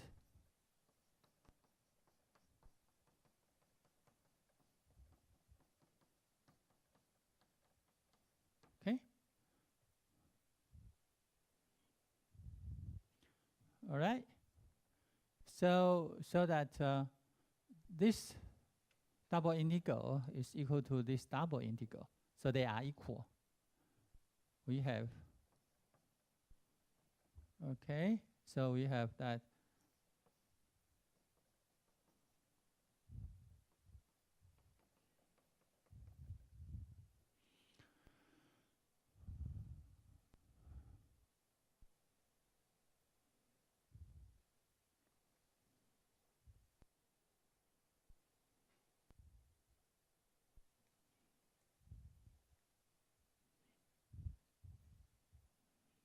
and f of xy dx dy equal to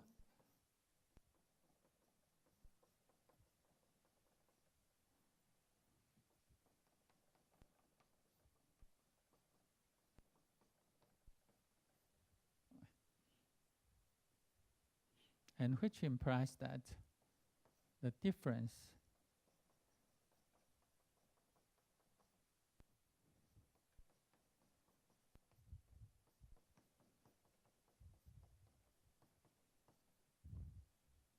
okay, it's 0. Okay, so they are 0.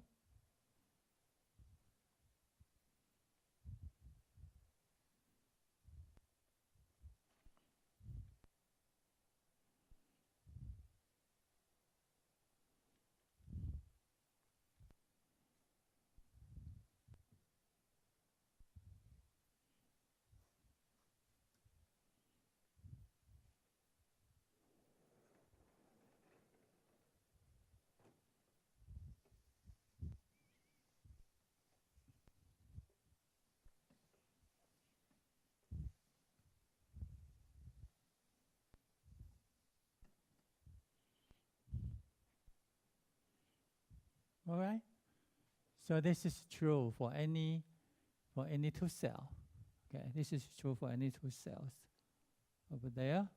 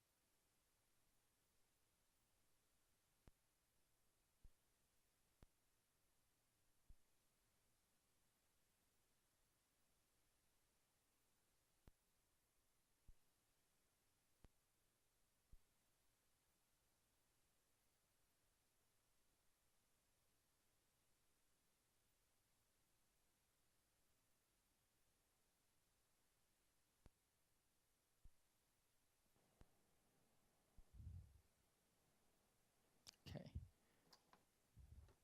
Sorry for the interruption. Okay.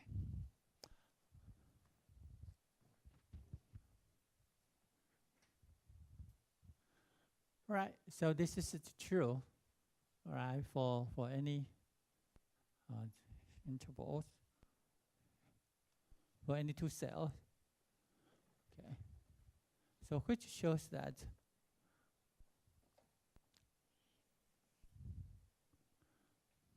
so we let E to be the set of all points such that f of xy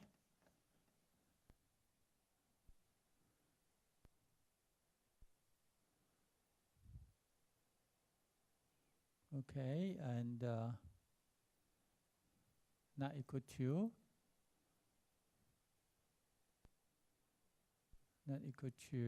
f of x, f of y. All right, so that. Then we have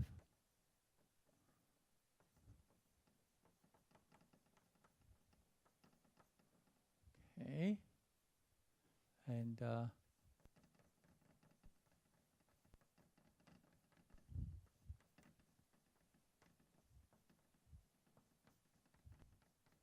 will be 0.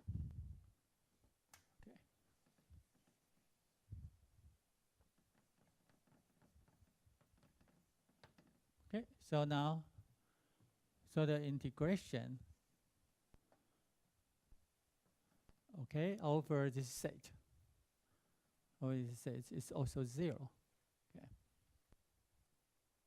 and so this is implies that the area of E is 0. Okay, so the area of this set is equal to 0. Okay, equal to 0 here.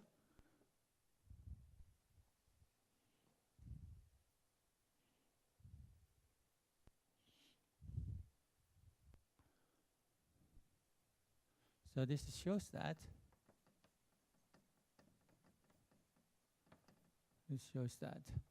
f of x, y is equal to the product of the two marginal function for almost all x, y in R. Okay.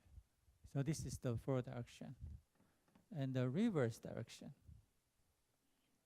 Okay, for the reverse direction, for any interval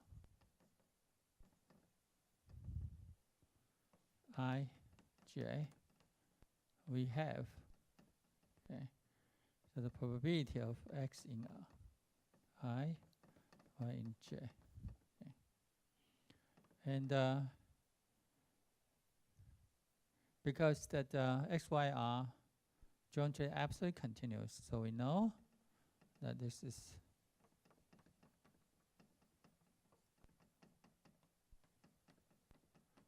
okay.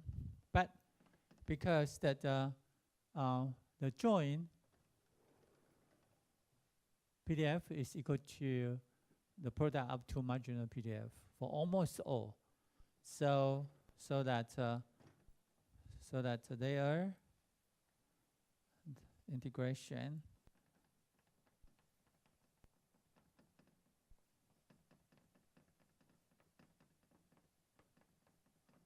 so we can replace that we can replace this function by this product. Okay, because if they are different, then they are different in a set E such that the area is 0. Okay, so because we are doing the double integral, so that the differential here is a differential of area here. Okay, okay, so that they will be the same. Okay, and when they are will be the same, and by repeated integration, so this becomes 2.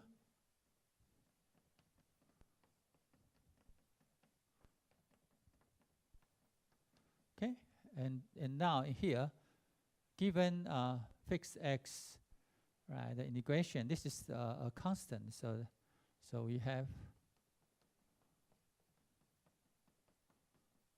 okay, and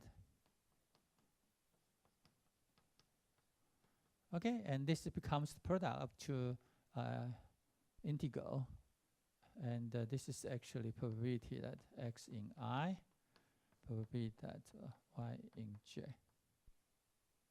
Okay. Okay. Which shows that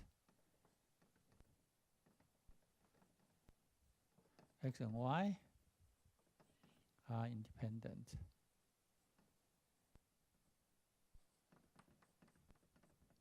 Okay, so that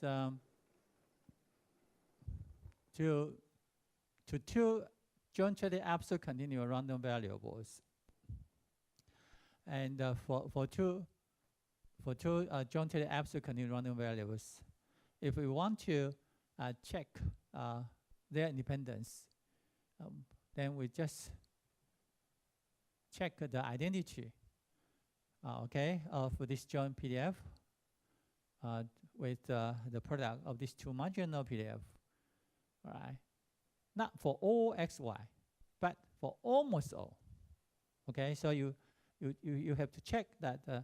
So basically, you find the set. You find the set of all points xy such that we have inequality here, and to show that this set, as indicated here, this set has area 0. Okay, has area 0. In this case, then x and y are independent. All right. So this is the different from discrete random variables, because for discrete random variables you have to check the equality for all xy. Okay. So it's very important to know that. Okay. So for discrete random variables, that to justify the independence of two discrete random variables, you have to check that this identity, this equation, is true for all xy. But to check the independence of two jointly absolute continuous random variable, you just check the identity, all right, only for almost all xy.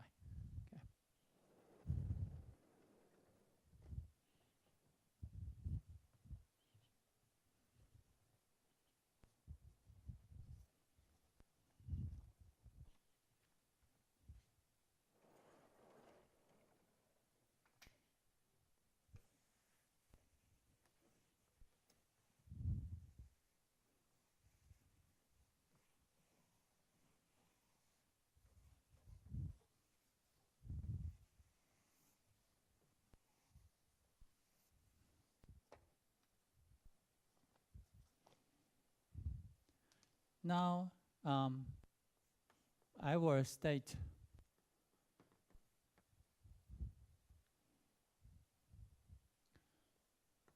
two propositions. Actually, it is one proposition, proposition 6.2.1 in the textbook, but I split this proposition into two propositions. The first one is for absolute continuous case, and the second one is for discrete case. All right, so two jointly absolutely continuous random variables x and y, okay, independent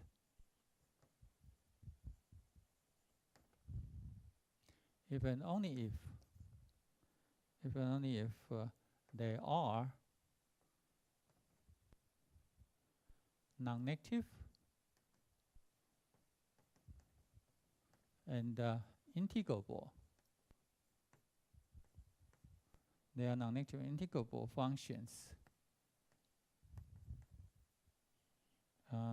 H and G,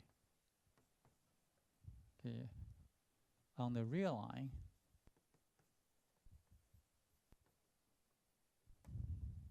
such that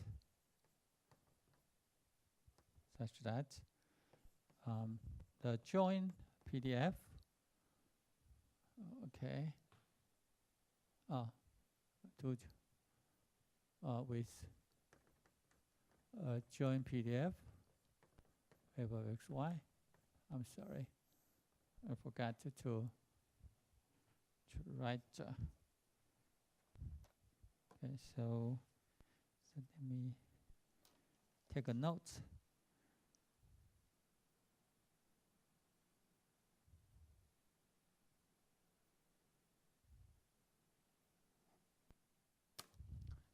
Okay, so so two jointly absolutely continuous random variable x and y with a joint PDF f of x, y are independent. If only if they are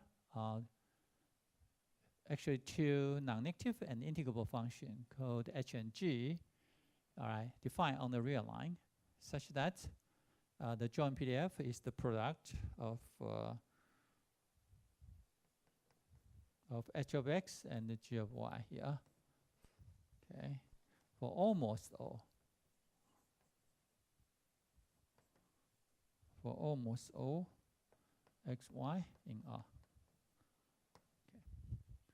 And the difference between this proposition and the previous one is here that we check whether the joint PDF is equal to the product of the two marginal PDF, okay, for almost all x, y. Okay, and here just we don't need to restrict to marginal PDFs of x and y, just a function of a non-negative and integrable function h and another non-negative and integrable function g, such that f of the joint PDF is the product of these two functions, okay, for almost all x, y in R.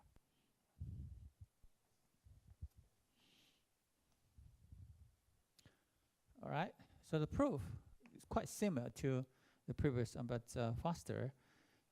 So, okay, so that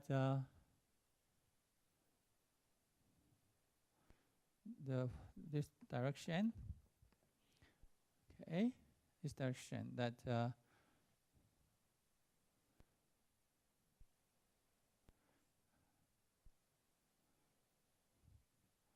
so by proposition 6.2.c, if x and y are jointly absolutely continuous with a joint PDF, then we have this identity, right? This equation for almost all. So we let this is as h and this is y.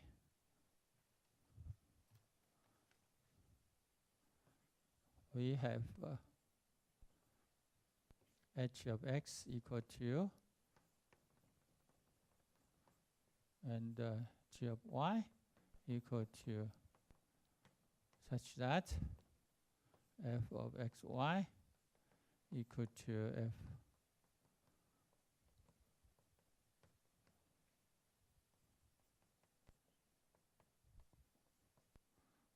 y for almost all x, y in R.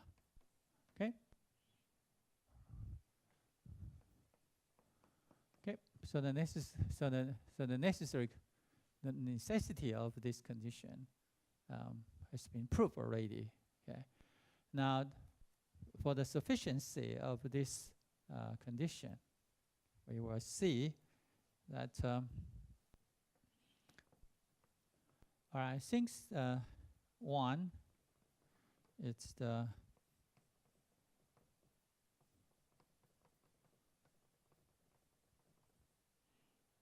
okay. So we know 1 is equal to so the probability of the total event is here, and all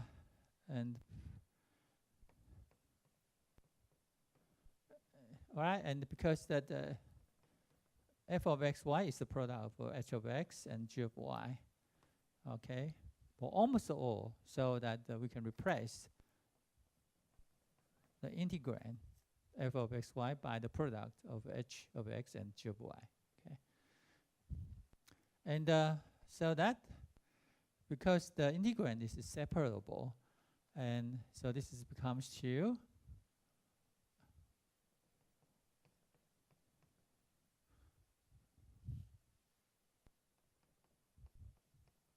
Okay, so this becomes 2.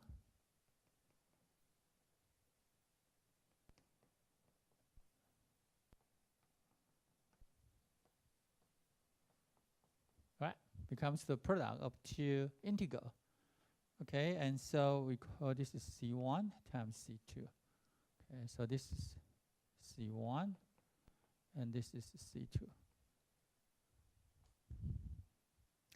Right, because that H and the G are integrable function over the real line, so that's non-negative. So you can have that. Okay, so this is C1, a constant, C2, and the product of C1 and C2 is equal to 1. Okay, so this is the first one we have. And how about the marginal PDF here? So the marginal PDF is that we know this is for, okay, so as we have investigated before, the marginal PDF can be evaluated by the joint PDF. Okay, and so, and because that this is the almost all right? So that so this is the h of x and g of y dy here. Okay, and so that this is h of x.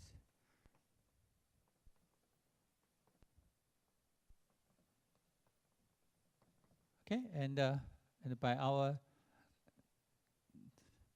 notation, this is C2. So this is C2 h of x. Okay, and how about the marginal PDF? So this is x in R dx. So this is x in R, h of x, g of y dx. So that would be g of y, x in R, and h of x dx. This is, so this integral is C1 gy.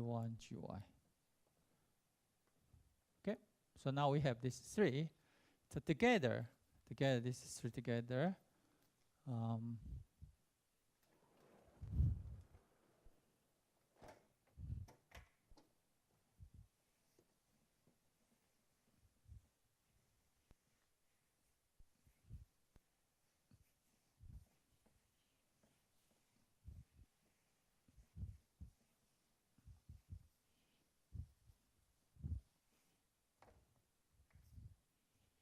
So that f of x y equal to h of x, g of y. But this is C1, C2, because the product of C1 and C2 is equal to 1. Okay, so this is 1, h of x, g of y. And so we have C2 h of x, C1 g of y. Okay, and by our definition, this is f of x times f of y. All right, for almost all x, y in R. Because from here, the identity is for almost all x and y, right, in R, from here. Okay. So the equation is good for almost all x, y, and R. Okay, and then we will look back here. We have verified that this is true for almost all x, y, and R. So that by this proposition,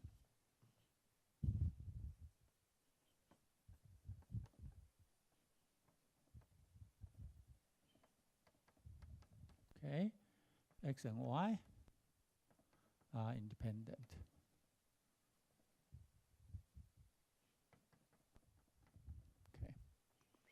Okay, so we have, so by the aid of this proposition, that we have shown that we've shown that but this condition is sufficient and necessary. Okay. Right. And h of x and g of y, they are just non-negative and integrable function. Okay. So not necessarily they are PDFs. Okay. Actually, each of them are multiple of PDF. Okay. Actually, from the proof of this proposition. The other part of proposition 6.2.1 is for the discrete case. Okay, so two discrete random variables x and y. Okay, are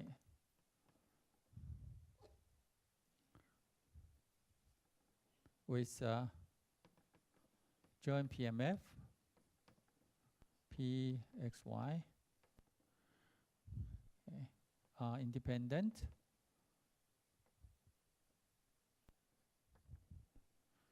if only if there exists non-negative and integrable. They are and summable, in non-negative and summable. Okay, functions.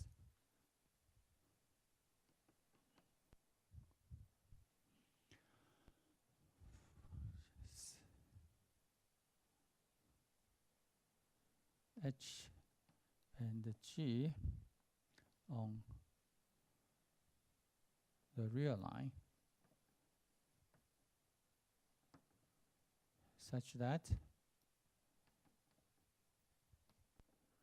P of xy, the joint probability mass function, is the product of these two summable, non-negative and summable function, and this must be for all xy in R. Okay. Now I have to define what do we mean a summable function. Okay.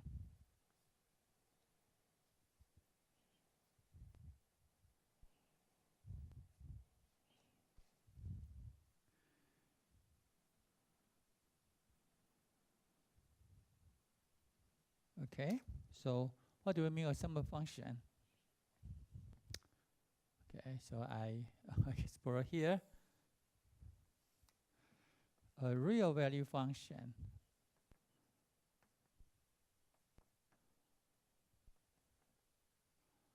G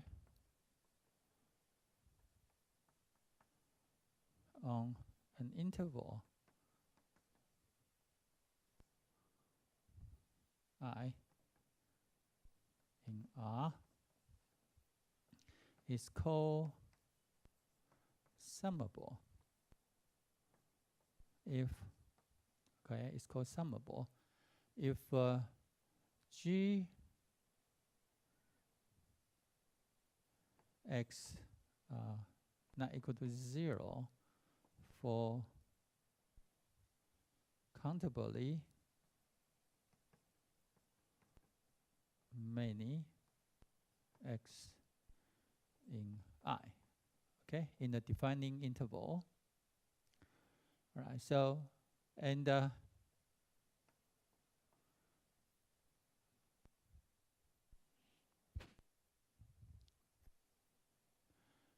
okay,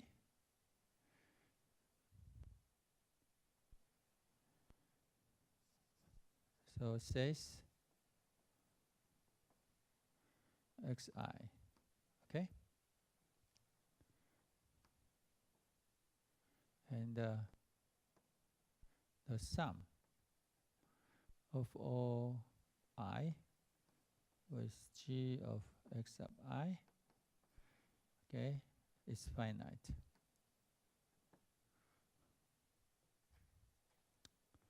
Okay, So this is called summable. Integrable means that we integrate over the x, over the defined interval. So this is called integration. But for summable, mean we just sum them. So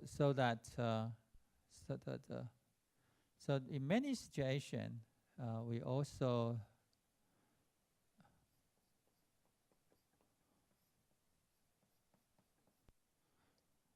denote this sum to be the summation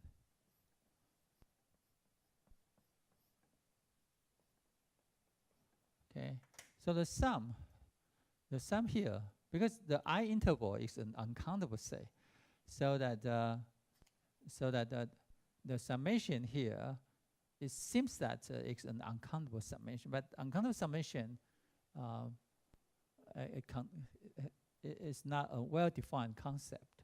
Okay, all right. So this is just a notation. It's defined to be the sum of all the absolute value of xi, all right, with the non-zero value. Okay, non-zero value here. Okay. Okay, and because the index I is there are countable many index I, because here countable many are x, right? So we say x sub i's, and so that this sum becomes to a uncountable sums. Okay, and if the I the index in the index say it's a countably infinite set, then this sum becomes to a serious sum. Okay, right? It is well defined. So that so the meaning here, the summable meaning is that in this case that if you take the absolute value of this non-zero values here, then the summation should be finite. Okay, they are called summable. Okay, they are called summable here. So you have to know the meaning. Okay, so there exists. So the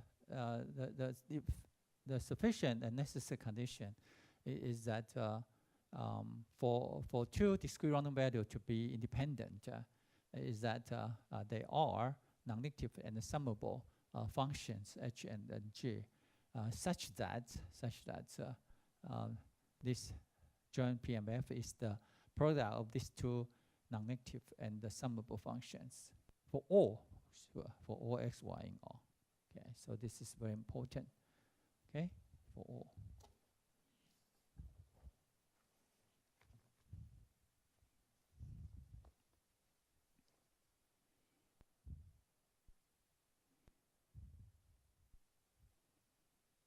Okay, and so the proof, I think, as an exercise.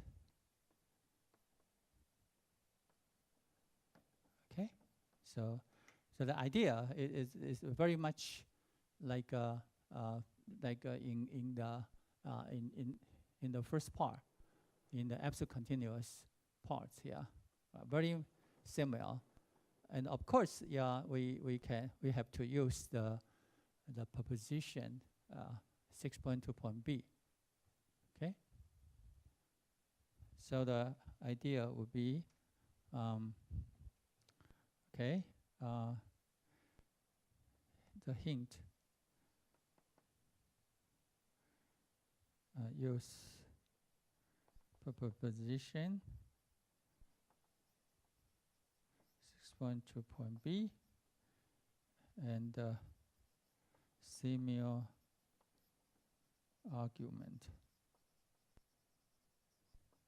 in the proof of proposition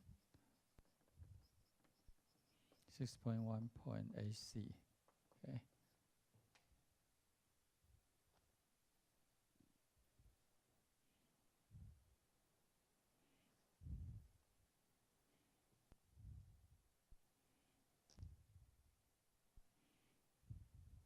Okay, So we have talked about the independence between two random variables. All right. So now we will extend the independence idea to a finite number of to a set of finite number of random variables. Okay.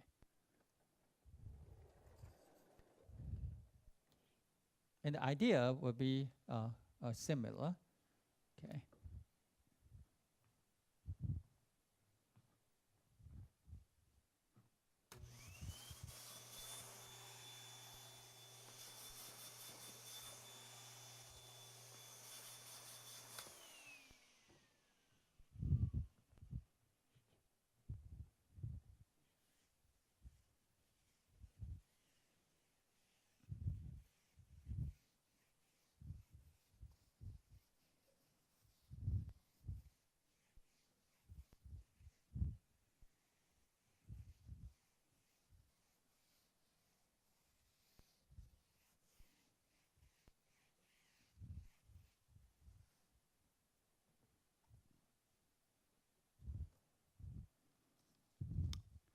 Okay. Now, n random variables, x1, x2, up to xn, are said to be independent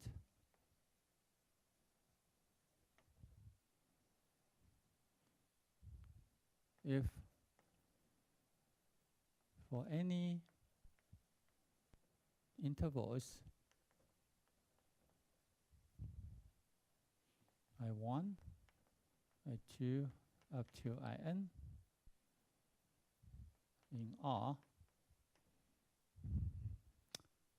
the joint probability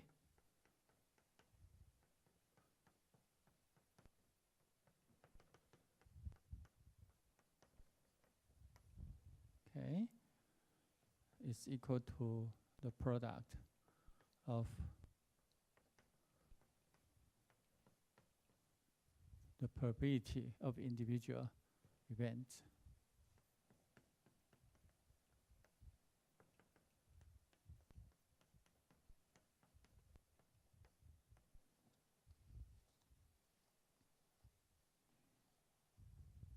All right. So that so the justification, right, to justify that n random variables to be independent, if you have to check this identity for arbitrary n intervals here.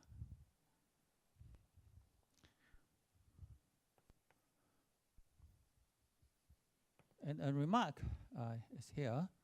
It can be shown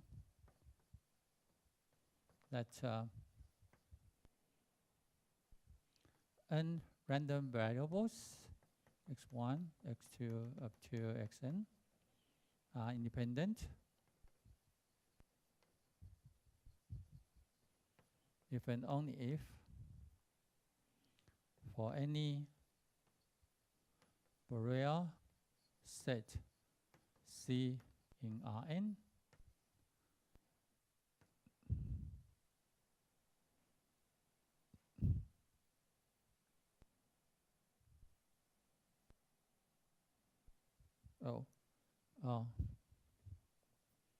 for any Borel sets A1, A2, An in R, the probability that x1 in A1, x2 in A2, xn in An is equal to probability of x1 in A1 times probability of x2 in A2 times probability xn in An. Okay. So which means that if this identity is true for all intervals I1 I2 dot yn, then this identity can be extended for arbitrary Borel sets A1, A2, AN in R. Okay, and entering R there.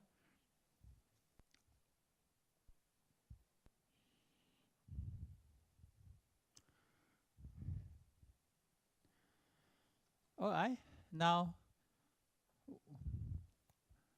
we have established 3 propositions. Proposition 6.2.A, B, and C. All right, to ease the task of checking independence of random variables. All right, so we have similar versions for n random variables. Okay, so I will state them as follows. So that n random variables x1, x2, up to xn are independent.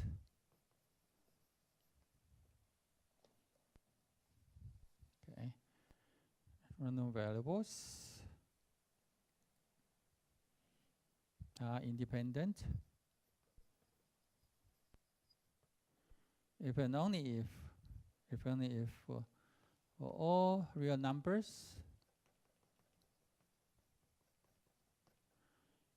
the probability that x1 less than equal to a1, x2 less than equal to a2, xn equal to an is the product of probability x1 less than equal to a1 times probability of x2 less than a2 times probability of xn less than equal to an.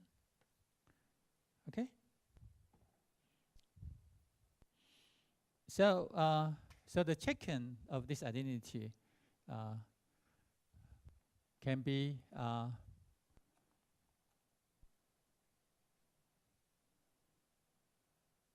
done by checking spatial types of intervals, which are this type of intervals that from -infinity to a1 close end. Okay, so that, and as we have know that this is actually the joint CDF of these n random variables, and this is the marginal CDF of x1. This is the marginal CDF of x2 up to the marginal CDF of xn. Okay, so which means that we just need to check that the joint CDF of this n random variable is equal to the product. All right, it's equal to the product of this n marginal CDFs. Okay, so this is the statement for that. Okay, so we have established. Okay, so this is proposition 6.2.D. Okay. And the next is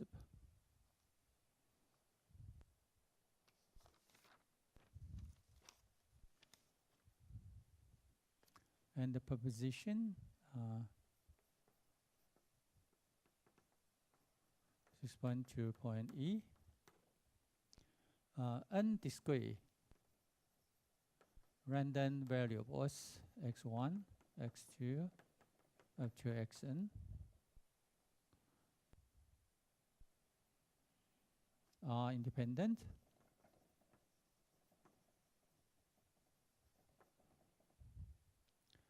All right, if and only if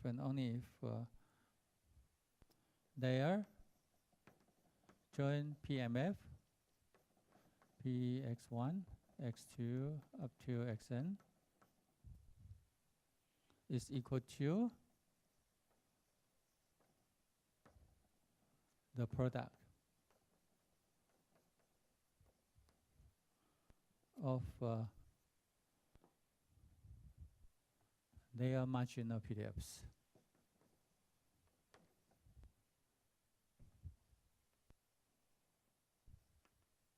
PMFs. P of x1, x, P of x2, x1, x2, P of xn, xn, of x1, x2, up to xn. Okay? i.e. P x1, x2, up to xn equal to summation, equal to a product x1 times px2 p of xn for all x1, x2 up to xn in R. So the equality is exact, okay, for all variables in R. Okay, so that is for discrete.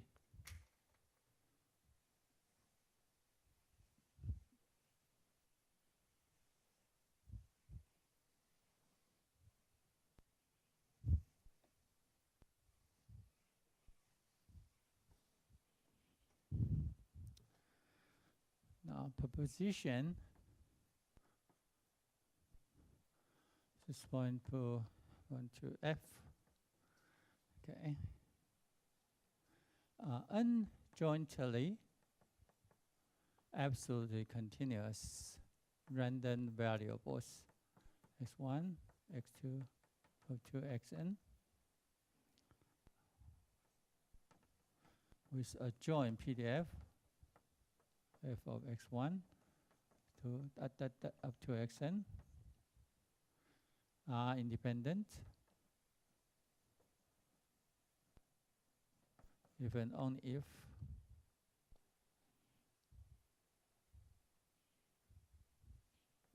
the joint PDF is equal to the product of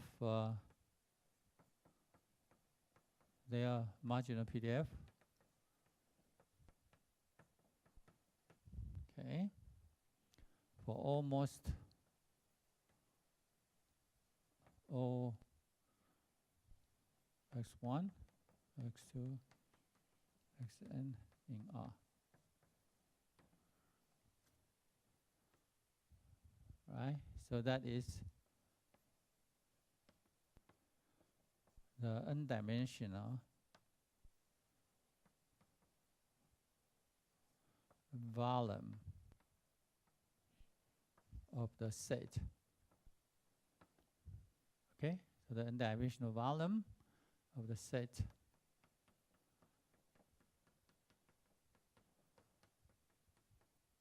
such that this equality is not true.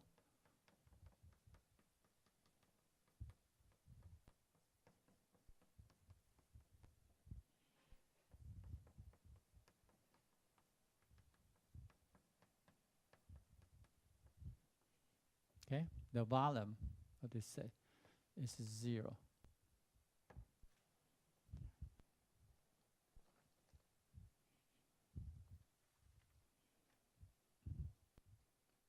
Right? So that so this is the corresponding proposition, all right, for n random variables. And finally, okay, an infinite collection of random variables. Okay, so suppose we have infinite number of random variables. It's called independent. Okay, if every finite subcollection of these random variables is independent. So we say that a collection of random variables, the infinite collection of random variables, is independent if you pick up a finite number of them, finite number of random variables from these collections, and show that such a finite collection of random variables is independent. Okay, all right.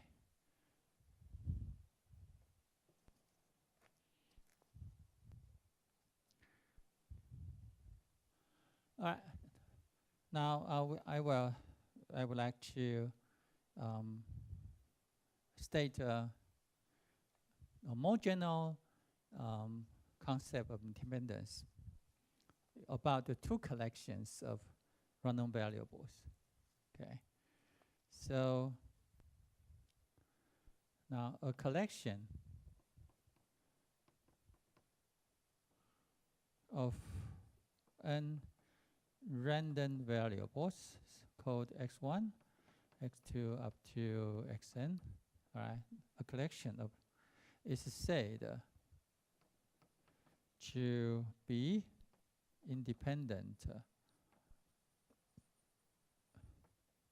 of another collection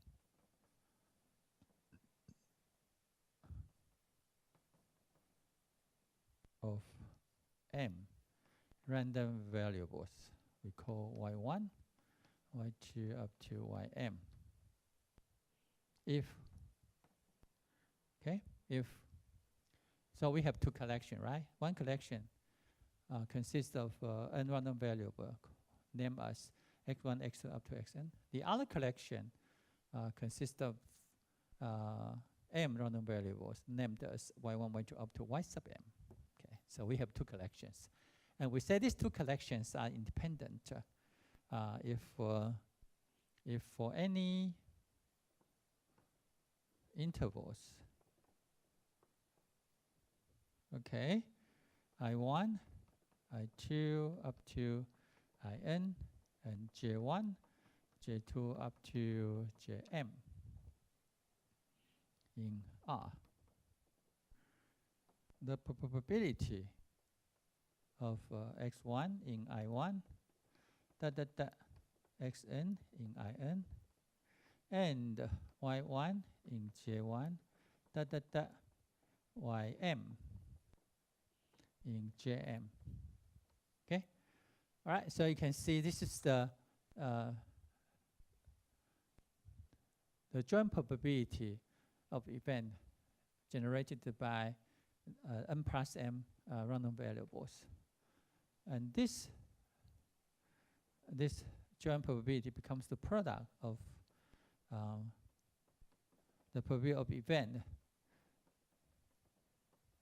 generated by x random variables. Okay, right. So the product of this probability and the other probability is J1 ym in Jm.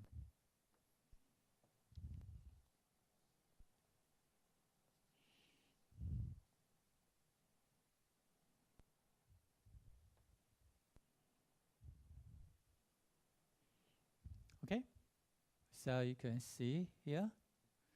Yeah. So the independence is in groups. Okay, so for this group, for this collection of random variables, they generate events like this one, right? And for another collection of random variables, they generate event like this. Okay, and then these two events would be independent. Okay, so these two events will be independent here. Okay. So this shows that any event generated by this n random variable is independent of an event generated by y random variables. Okay, so we have so with regard the independence is between two collections. Okay, between two collections here.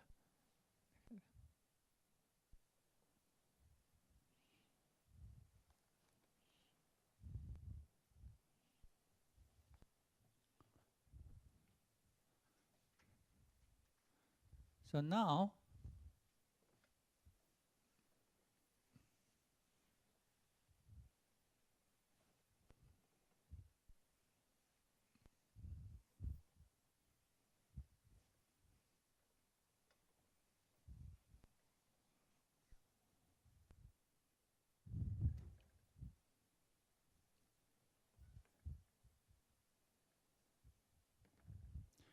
Now it can be shown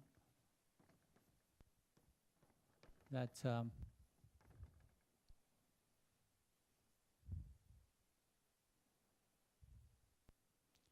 collection x1, x2, up to xn of random variables is independent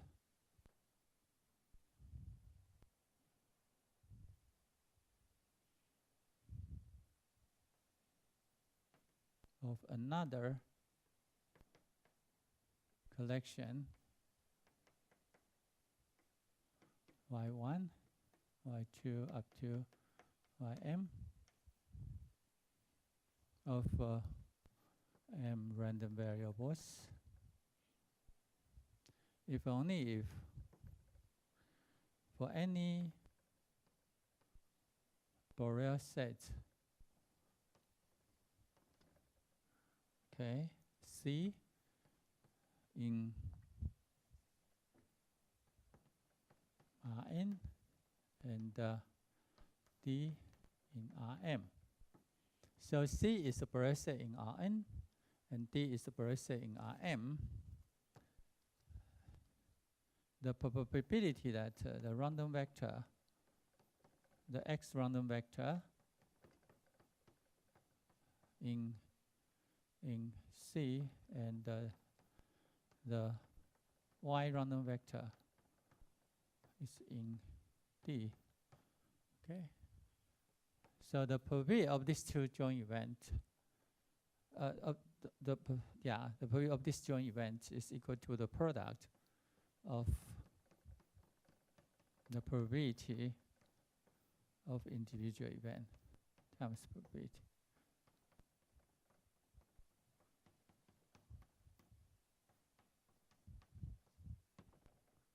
Okay, so that's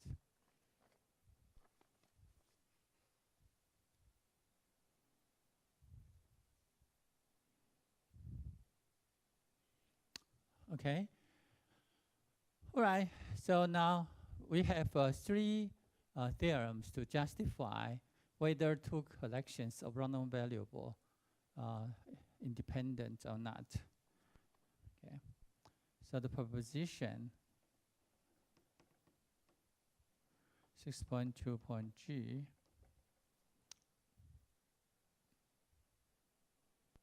two collections, okay, x1, x2 up to xn, and y1, y2 up to ym. Two collections of random variables are independent.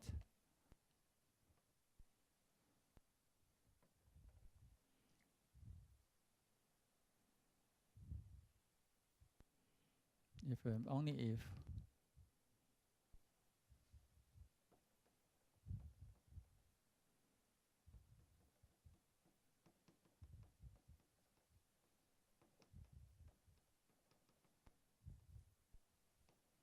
okay, the joint, so this is the joint CDF.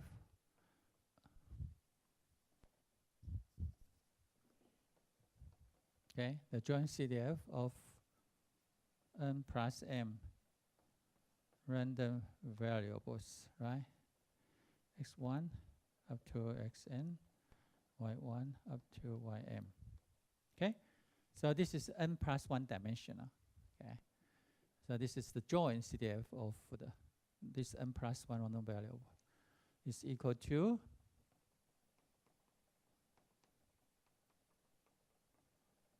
the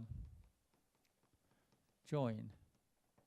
So this is the joint CDF of n random variables, x1 up to xn, times the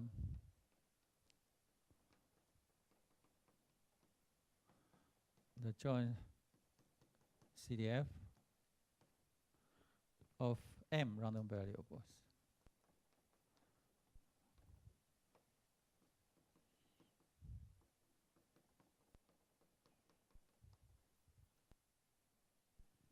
Okay.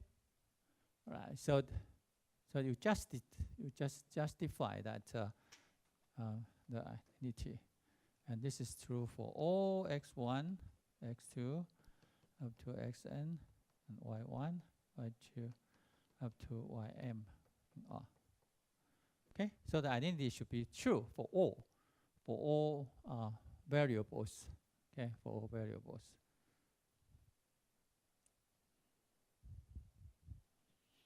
Okay. So that is the proposition.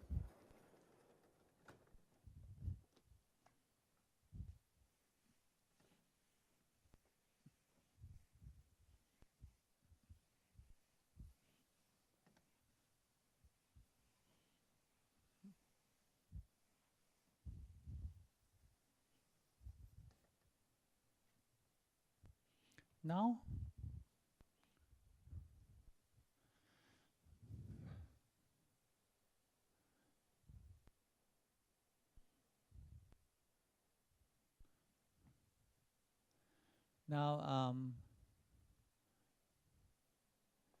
it's easy to see that if n plus 1 random variables x1 up to xn, y1 up to ym are jointly absolutely continuous. All right. So if n plus 1 random variable with a joined PDF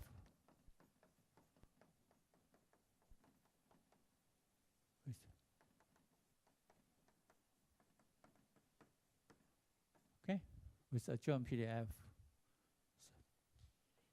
then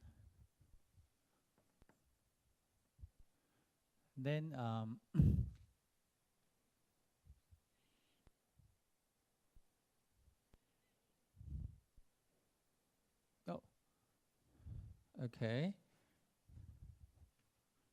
Maybe I will. So maybe I will say if that if n, okay. So just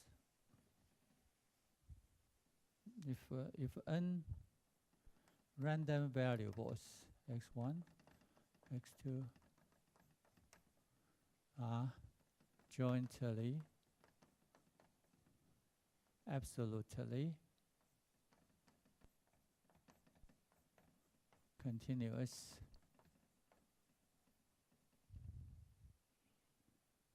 then any sub collection, then for any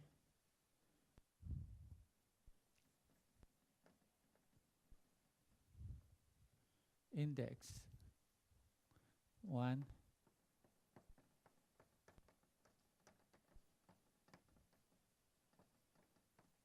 okay.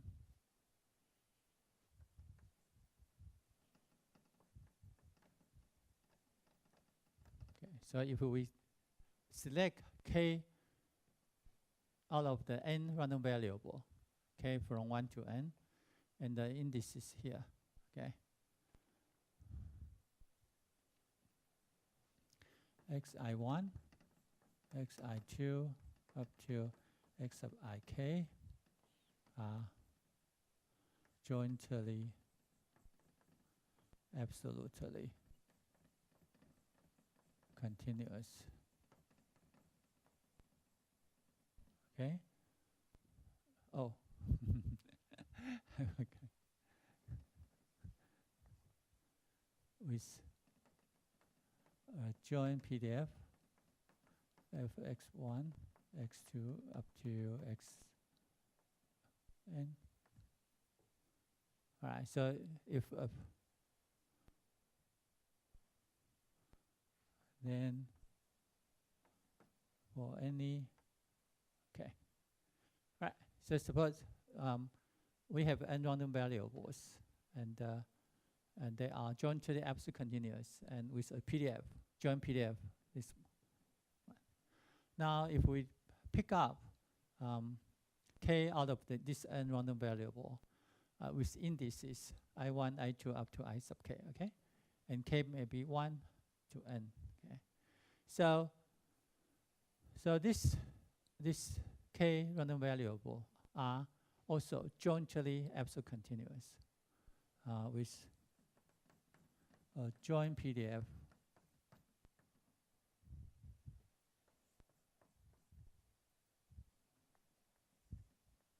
okay. So with a joint PDF I1, I2, x I sub k, I1, I2, I sub k. Then how do we do that? Well, we just marginalize them. So we actually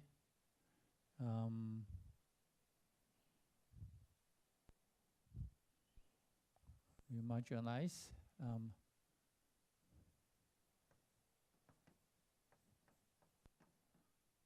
x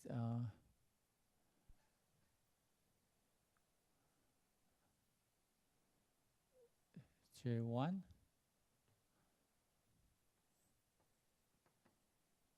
dx J2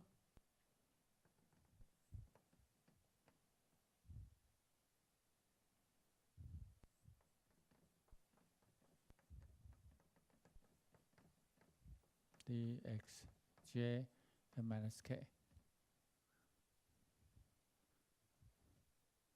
where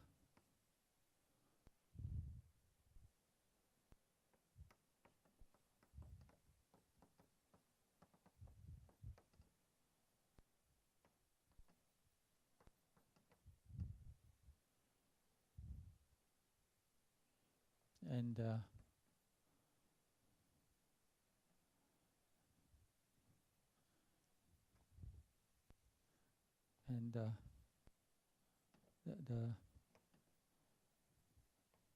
index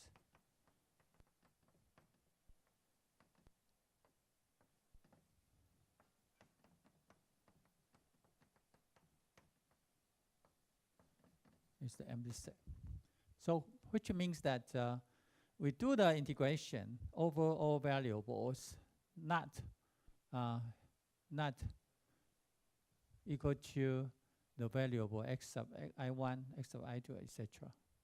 Okay, so this is the situation we have. Okay.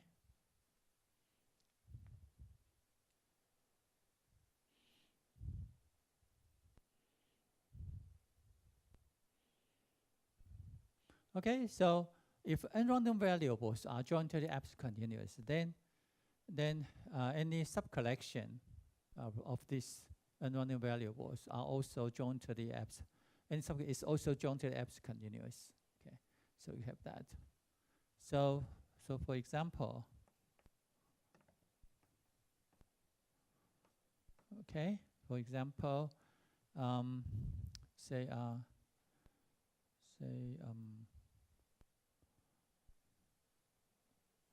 assume that x1, x2, x3, x4, xy are jointly absolute continuous with a joint PDF f of x1, x2, x3, x4, x5.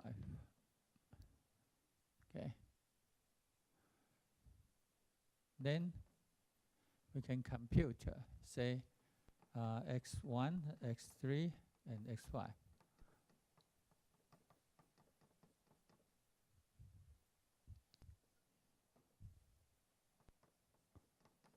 Okay. So now these three random variables are also jointly absolute continuous, and with a joint PDF which dx2 and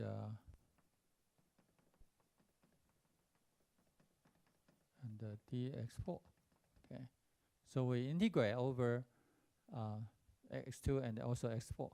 Okay, the order does not matter. Okay, so just one here. Okay, and also if we want to compute x3, okay, the joint PDF of x2 and x3, then you will do dx1, you will do the integration dx4,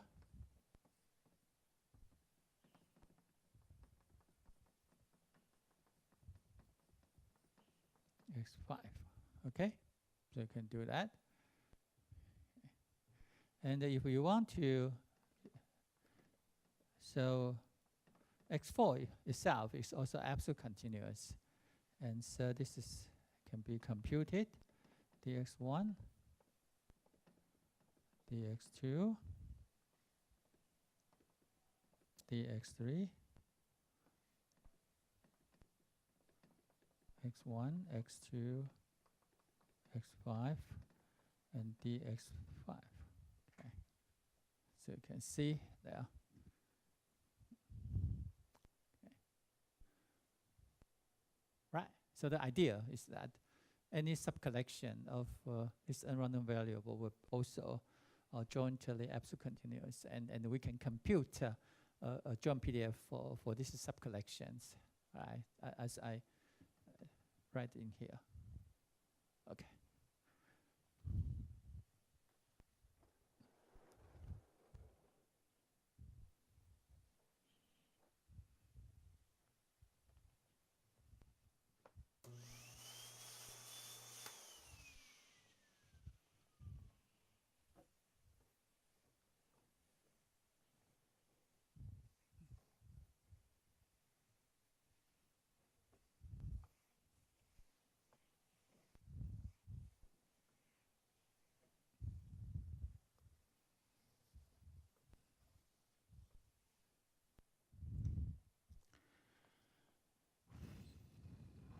All right. So now,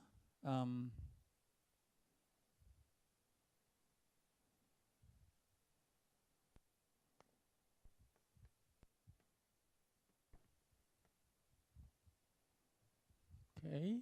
So now, oh, okay.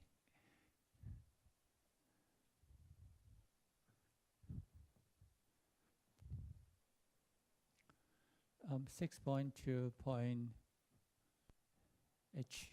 All right. So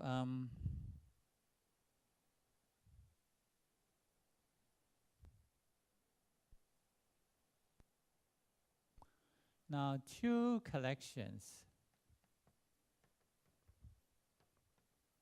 x1, x2, xn. Right, two collections.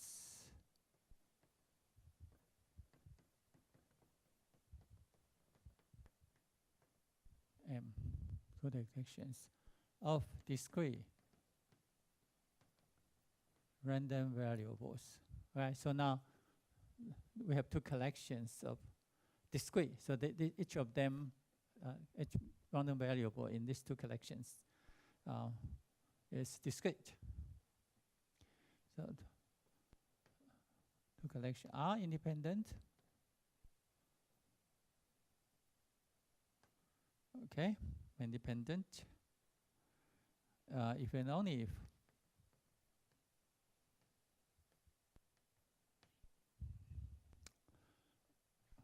the join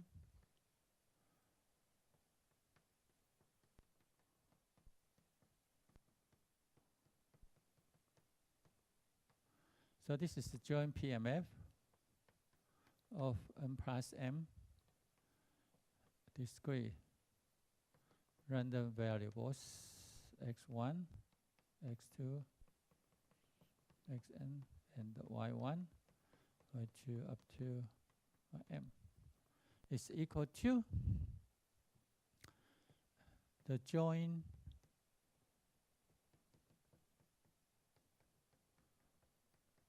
PMF of n discrete random variables in the first collection. So it's the joint PMF of n discrete random variables x1 to times the joint PMF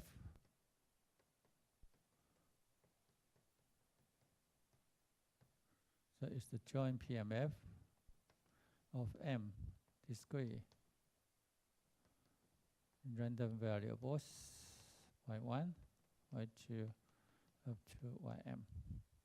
And this must be true for all x1, x2, xn, y1, y2 up to ym in R.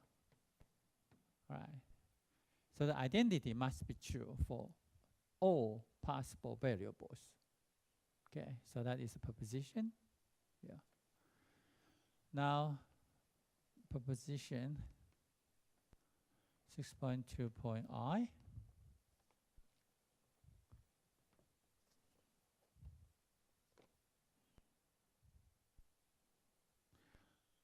Okay. Now, so let x1, x2 up to xn, y1, y2 up to ym are m plus m jointly, absolutely continuous random variables with a joint PDF f of x1, x2 up to xn, y1, y2 up to ym. Okay, so that, right? So suppose we consider n plus m jointly absolute continuous random variables. Then the two collection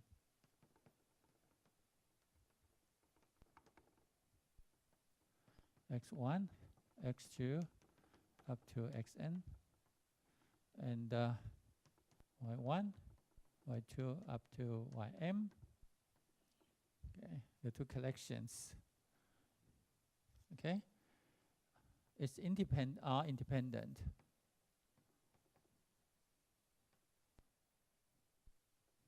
Okay, if and only if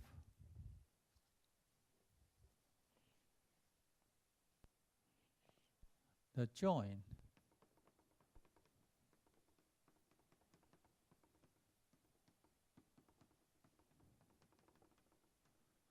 so this is the joint PDF of n plus m random variables will be equal to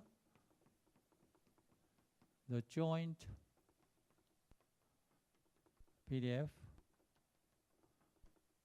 Okay, because as we discussed here, when this n plus m random variables are jointly absolute continuous, then any subcollections, so for example, the X collections are also jointly absolute continuous, and also the Y collection is also jointly absolute continuous, and they have respective joint PDF.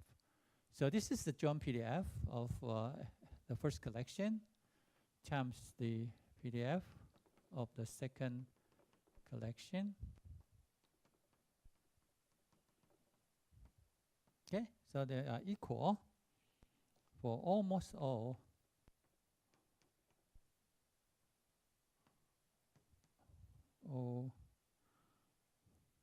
x1, x2,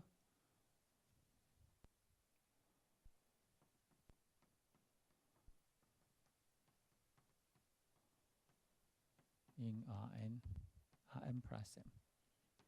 Okay, so for almost all.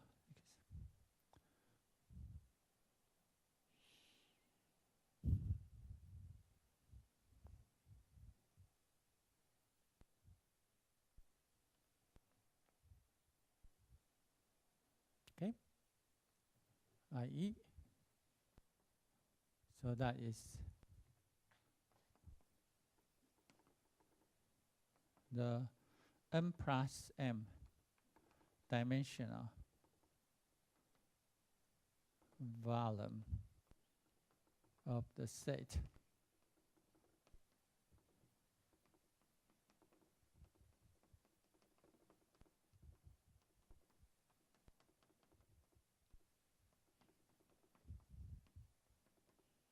such that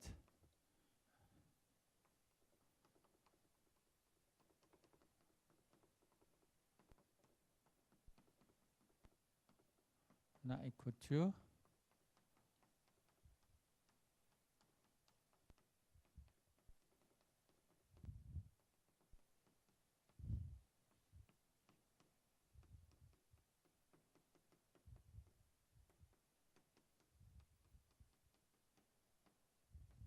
okay. The volume, let's say, is 0. Okay, the volume, let's say, is 0 here.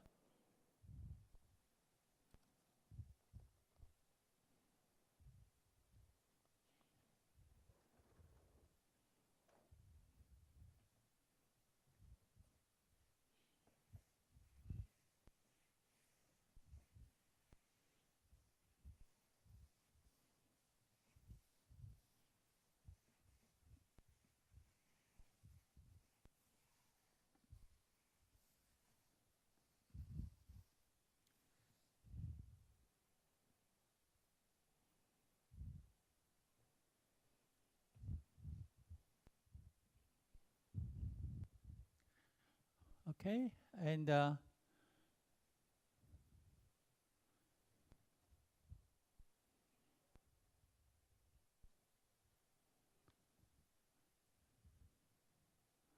now it can be so so an exercise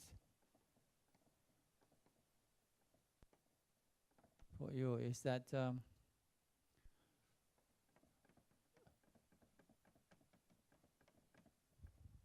n random variables are independent.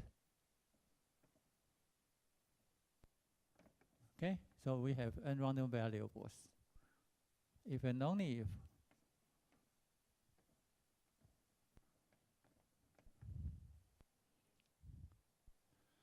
x1, x2 is independent of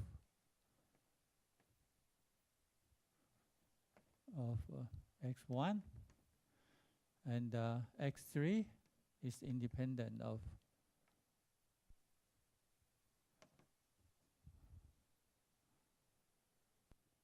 the collection x1 and x2, and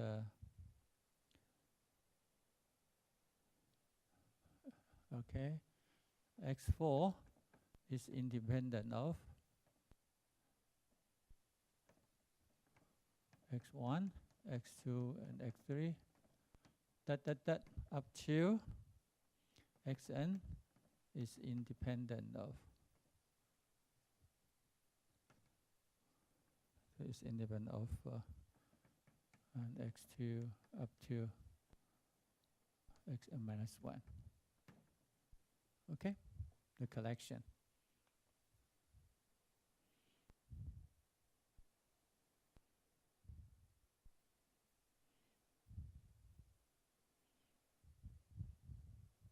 So you can, so if you want to show the independence of two n random variables, that you can do it progressively. First of all, you prove x2 is independent of x1. And then you prove x3 is independent of the collection of x1 and x2 together. And then you prove that x4 is independent of the three random variable, etc. Up to you prove xn is independent of the collection of the first n minus 1 random variables. Okay, so so this is an exercise for you. Okay, if you are able to do it, to prove it, right? Then I believe you already understand the material I have discussed today. in this section. Okay. All right, and the final proposition.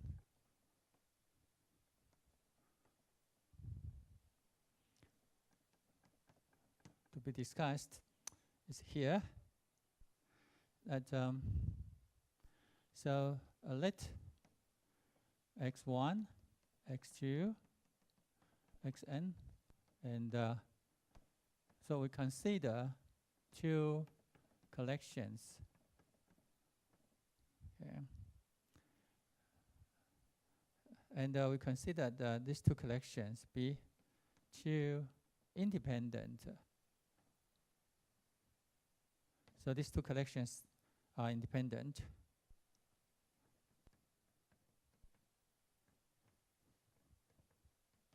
Okay. Now assume that we have two signal. We have assumed that we have two data processing function G. So G is the data processing function for the X collection, and the H is a data processing function for the Y collection. And these two are piecewise continuous. Okay. Real value function.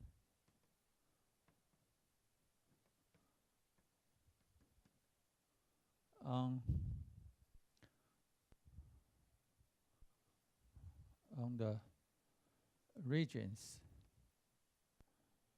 say E1 in Rn and E2 in Rm, respectively, such that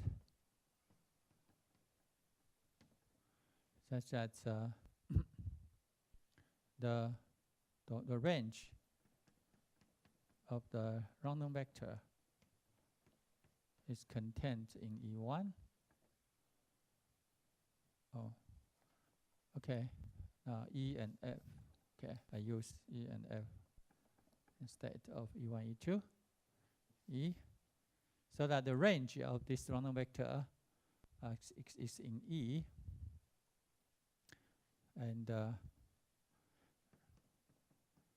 Y random vector has range in F. Okay. Right. So we have two data processing functions for the two collections. Then G, x1, x2, up to xn.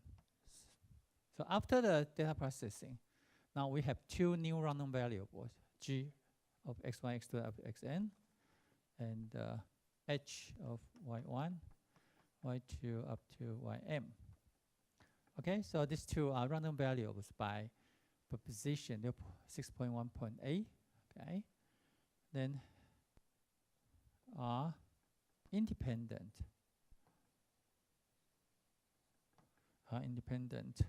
random variables.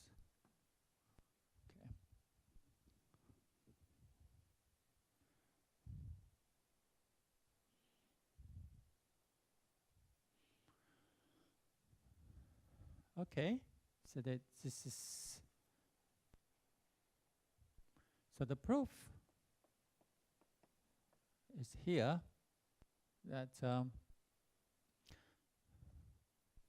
so by proposition 6.1.8,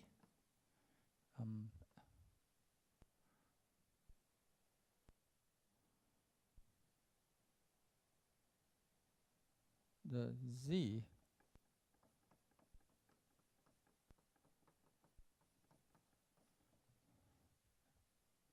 and W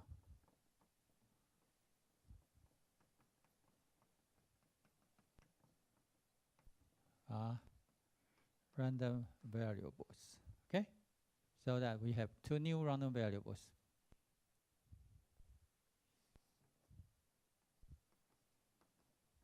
Okay, now to show that that they are independent. Now for any intervals I and j in R, we compute the z in I and the w in j. Okay.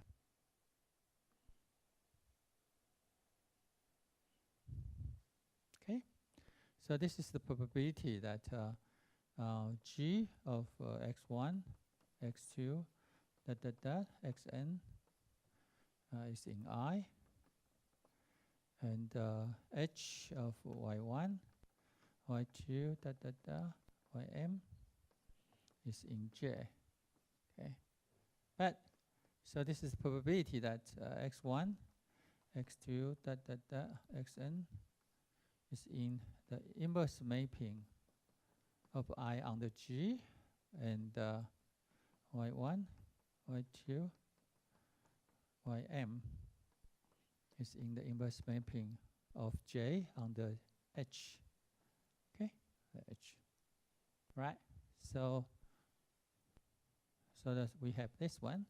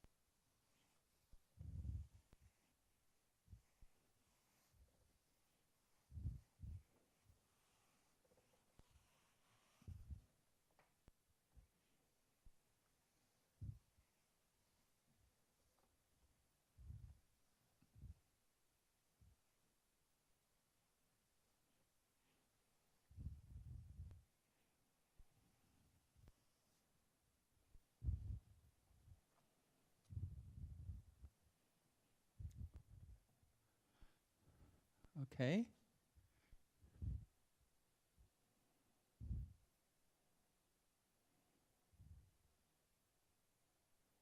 Right. So things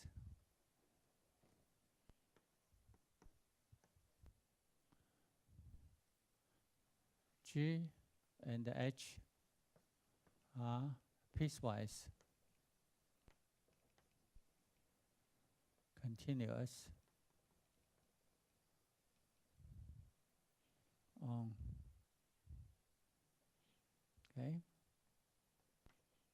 both G inverse I and H inverse J. Okay. So are Borel sets in Rm, in Rn, and in Rm, respectively.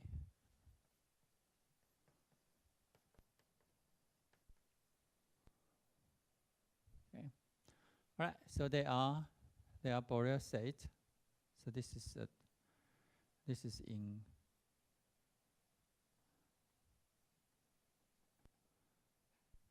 Pn, and this is in Pm. Okay. So they are Borel sets. Okay. So that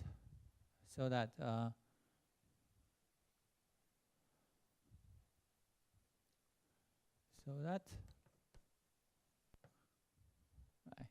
So they are the probability Z in I W in J. Okay. All right. So the random vector is in this Borel set in Rn, and this random vector is in the Borel set in Rm, right? And so that okay. So that x1, x2, xn be in G inverse of I times probability of y1, y2 up to ym in H inverse of J. Okay. By the remark. Okay. After the definition of independence of two collections of random variables. Okay, so we have that, and so this is the probability that, so we can reverse back to in I, and this is probability that H of y1, y2 up to ym is in J. Okay. Right, and so this is probability that Z in I times probability of W in J. Okay, so which shows that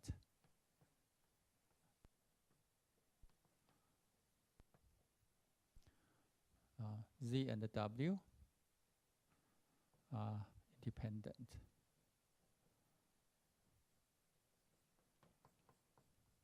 Okay.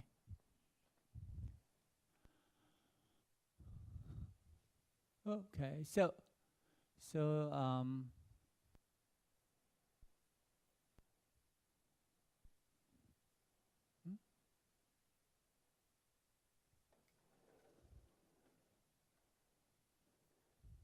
all right, so that so if we have took independent collections of random variables, and if we do data processing, we do that separate data processing for each collections, then we have two new random variables, right? And they are independent. Okay, so they must be independent. Right? Okay.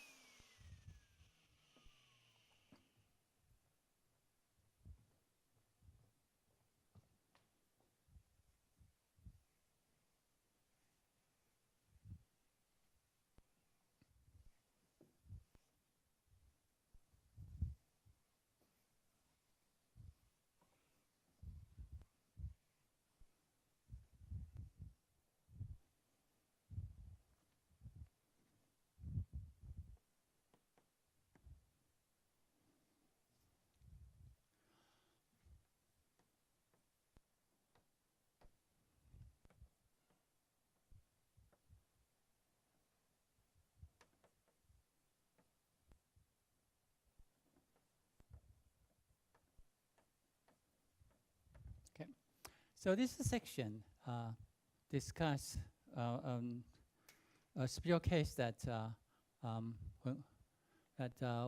we're dealing with the sum of several independent random variables. Okay.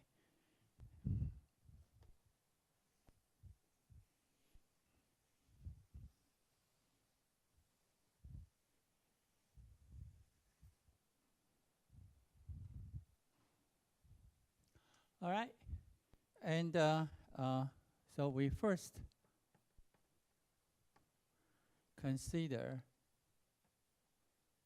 okay, independent random variables, okay, which are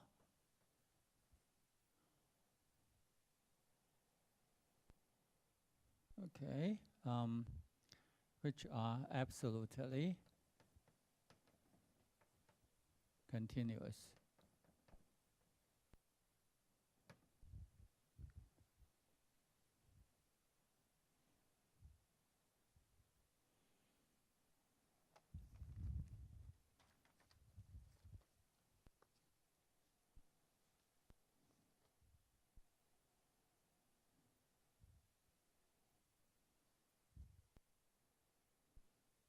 Okay. All right, so we let x and y be two independent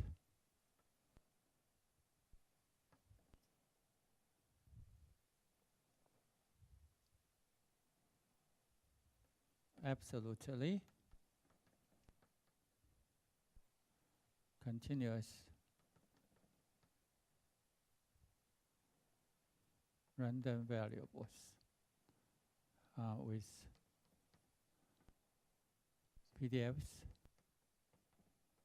f of x sub x and f sub y of y respectively.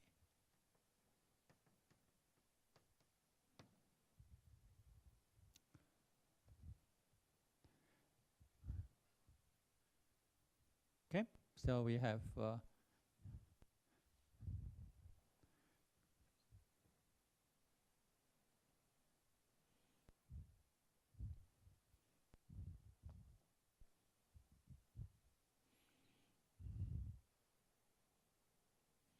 now a question is that x the sum z equal to x plus y of x and y absolutely continuous. Okay, so that a natural question to raise up. Okay, now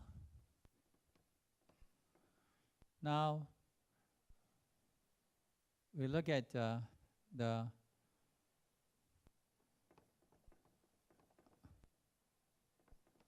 CDF of Z.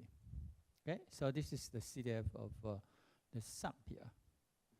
And by definition, this is x plus y less than equal to Z. Okay. Okay, so that oh, by the way, okay, so that yeah, let's see.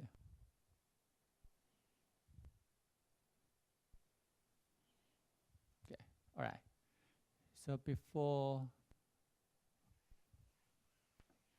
that, yeah, sorry about that.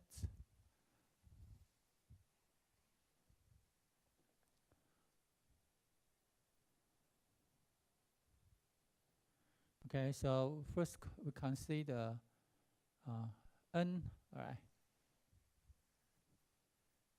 We first consider n independent random variables x1, x2 up to xn, which are absolutely continuous individually with PDFs. Okay, f of x1, f of x2,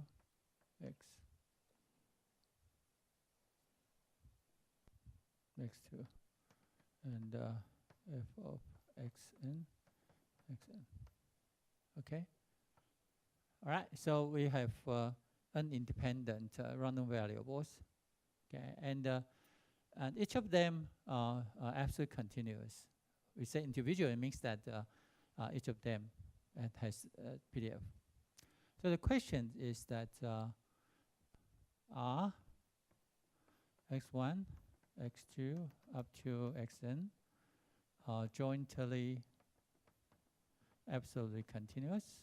Okay, so this is the first question. Okay.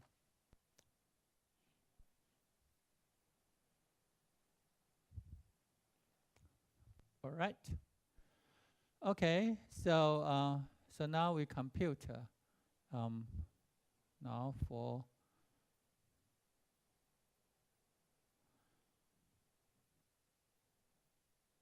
so the answer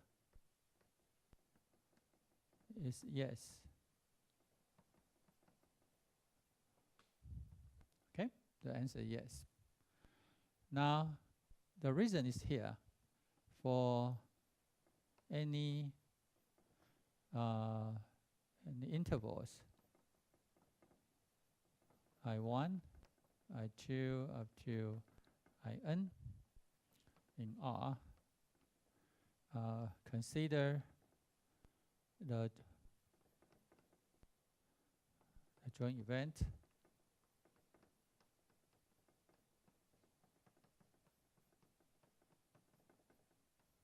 okay, consider joint event. Now, because x1, x2, xn, they are independent, so the probability of joint event becomes to the product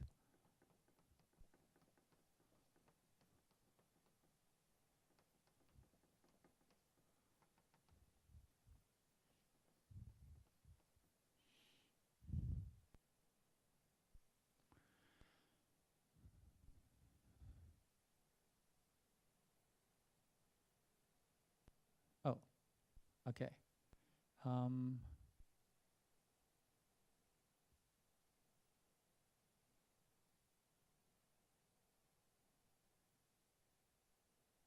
All right. I think an easy way is by using the CDF. Okay, so for x1, x2, for any x1, x2 up to xn in R, all right, the joint CDF of x1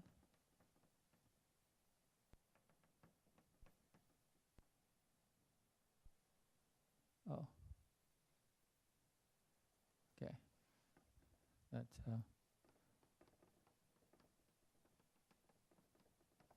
okay, so this is the joint CDF of x1, x2 up to xn. Okay, so this is that but x1 less than, so this is in x1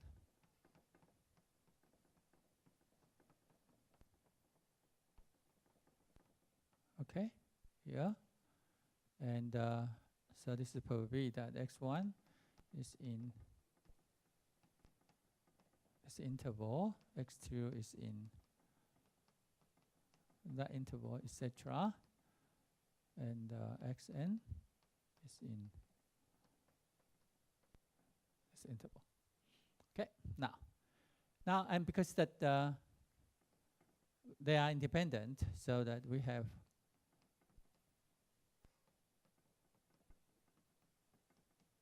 okay times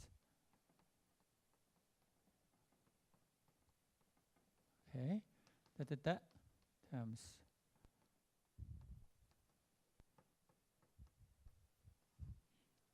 Okay, is that here? And so that well, do I need? I can. All right. We can use the proposition. Okay. So since I don't need to do that again. So since x1, x2 up to xn are independent, right? So by proposition 6.2 ABCD, all right? Right, the join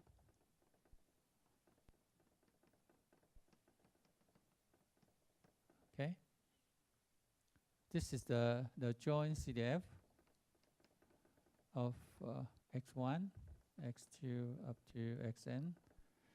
It's the product of the marginal CDFs.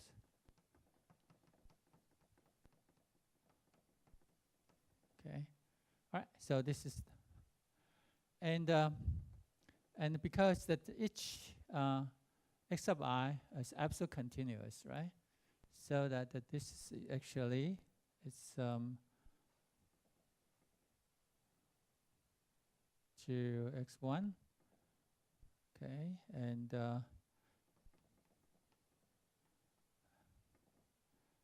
t1. Oh, a1, a2, an, okay, a1, a2, an. So this is a1 and fx1, x1, dx1. Okay, so because it's absolute continuous, so the CDF of x sub 1 can be obtained by the indefinite integral of a PDF of x sub 1. Okay. And this is a2, x2, x2, dx2. Okay, an minus x sub n and x sub n dx sub n. Okay, so we have that. Okay.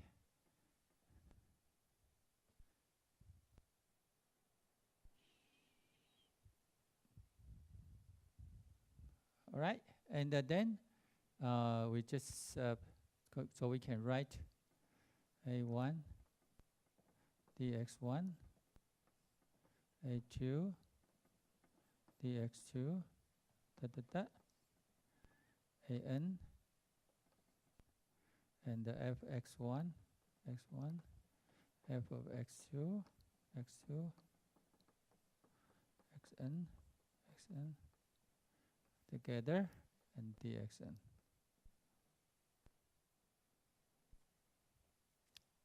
Okay.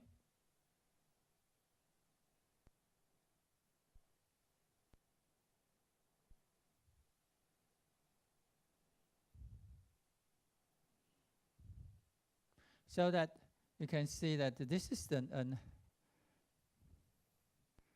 so the product here. So the product.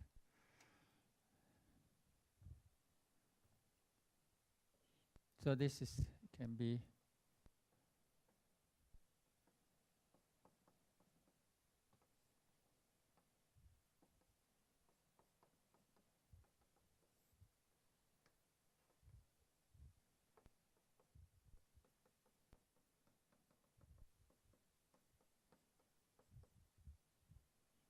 okay. So now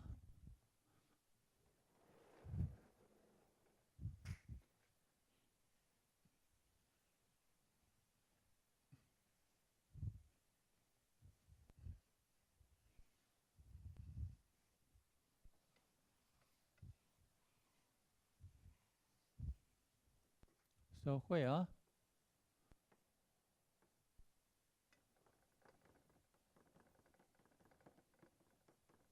is defined to be this product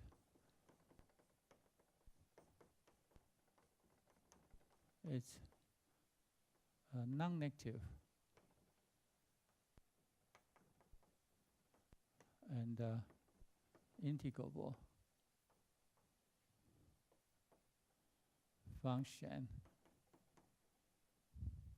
okay, on Rn. Okay. All right. So we find that the joint CDF, right, becomes to can be evaluated in terms of the non-negative and integrable functions. Okay, and so from the remark after the definition of joint PDF, so that right, so that's x1, x2 up to xn are jointly absolute continuous with a joint PDF, right, which is just the product of marginal PDFs in respective variables.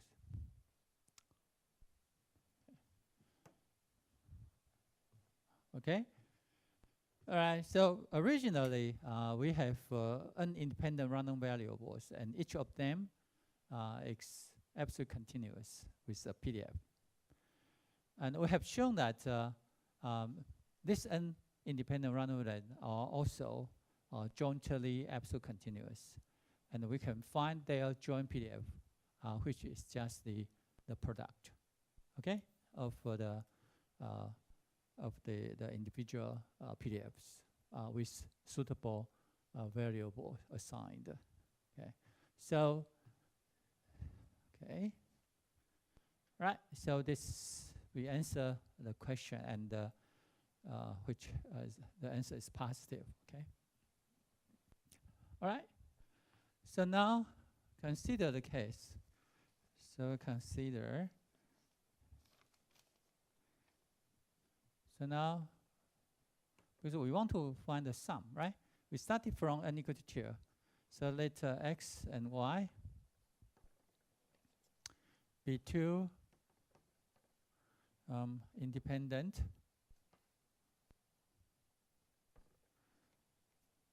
absolutely continuous random variables, okay, with PDFs f of x of x and f sub y of y, respectively.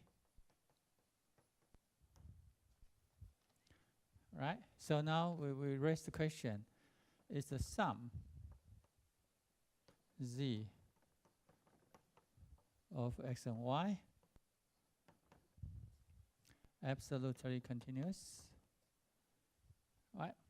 So once again, as we the idea here, we use the idea to find the joint PDF. Now, so we try to find a PDF for z, right? Okay. So now since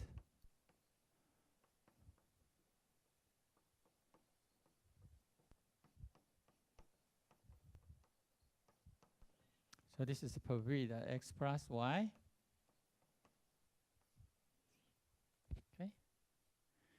And so the region is actually we will do now, because as we know, x and y now is jointly absolute continuous and has a PDF,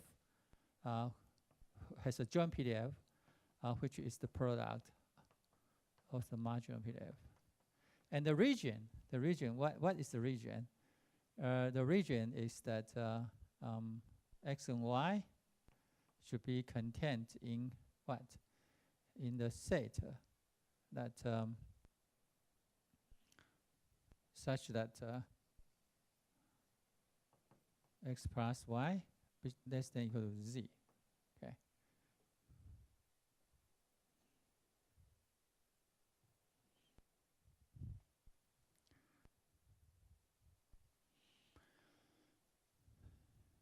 Okay.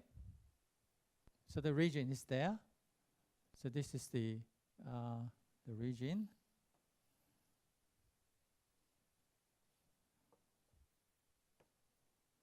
Okay. So the double integral can be evaluated by using the iterative integral, but because x and y are correlated, okay. So x plus y. So this is the line, say here. So this is x plus y equal to z, okay? And x plus y less than equal to z, so it would be this region, right? Would be this region, okay? So the integration, the double integral is over this region here, and so that we can do it. So the x from minus infinity to infinity d of x, okay. Or okay, y, okay. So we fix y, and when we fix y, the x would be from minus infinity to z minus y, okay, and f, and we do x, right? So we do the integration over x first, and then do the integration over y. Okay, so this is the by using the iterative integration.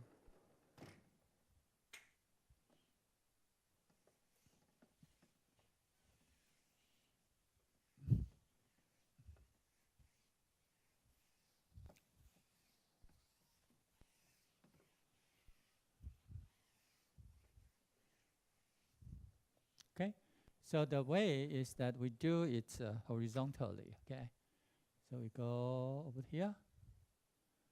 Okay, so for each y here, and the point. So if this is y0, and up to here, so this is x0, y0. So x0 is equal to z minus y0, right? So we do it horizontally. Okay. All right, and so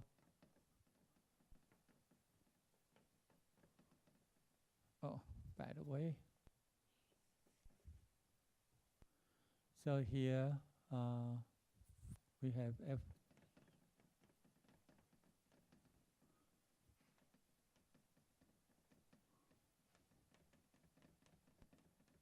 dx, okay?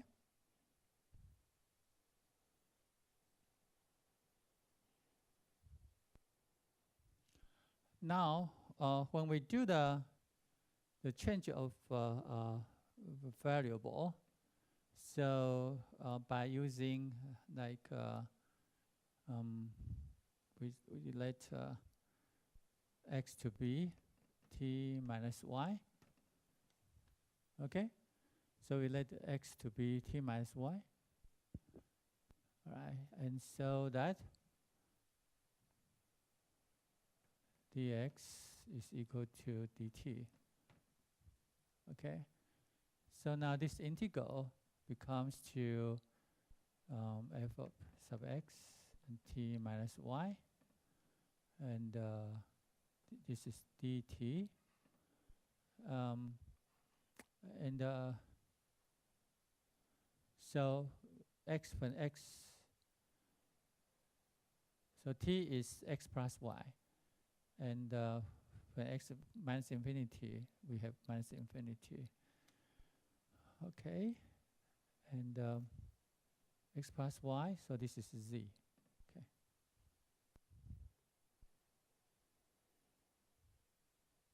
Right. All right, and so now we have fx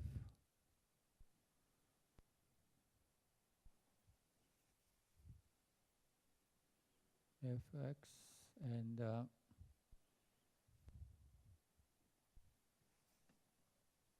dy.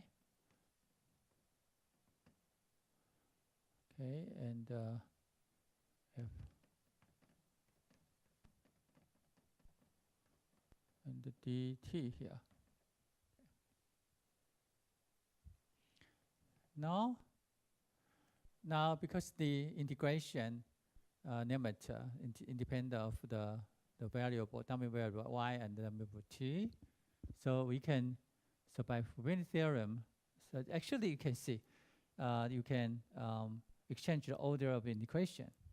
Okay, so once we do that, when you exchange it, because this is just equal to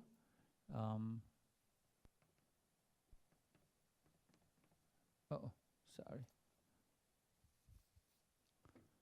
So this is equal to xy in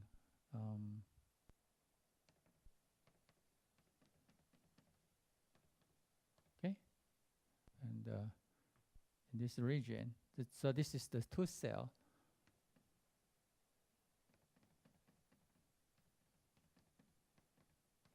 dt here.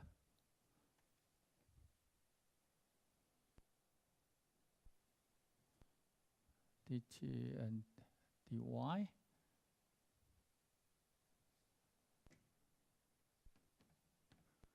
Okay, and so you can actually integrate over the y first, right?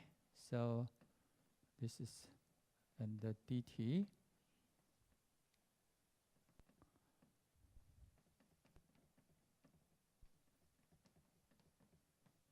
dy, okay? So that this is the evaluation you can have. So that, so this is a function of t, okay? This is a function of t, okay, over that. And so that you can have f of z of t and dt, okay? With where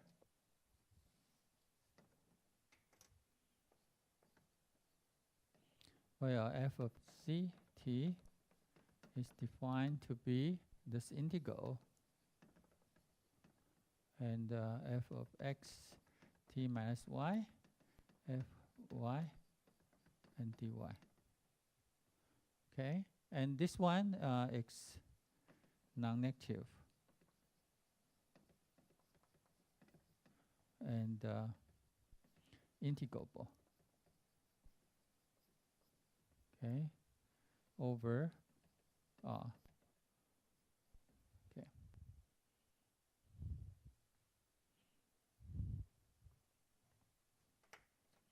So this is again by Fubini's theorem.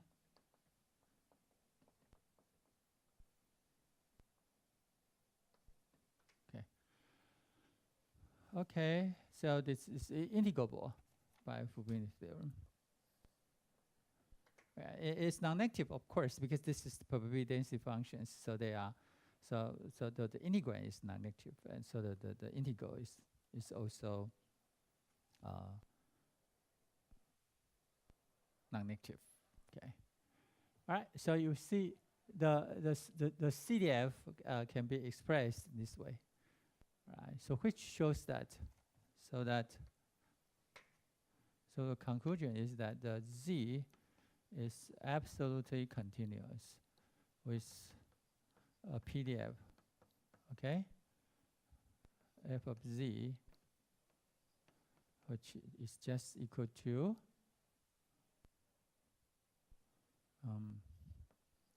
this one, f of x z minus y, f of dy, okay?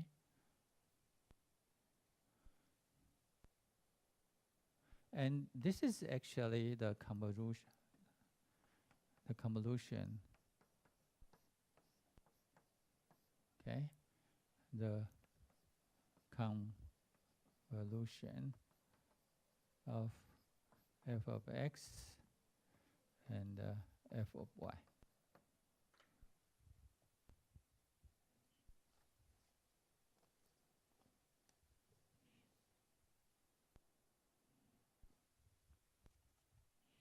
Okay, and as we have discussed in signal system, I believe that the convolution, okay, is independent of the order. Okay, so we know a theorem about convolution that that this is actually equal to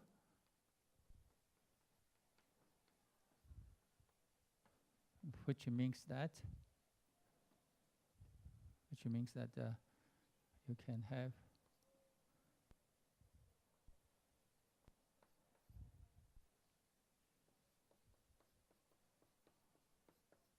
okay, so you can do it convolution, right? So the z minus x of y and f sub x of x.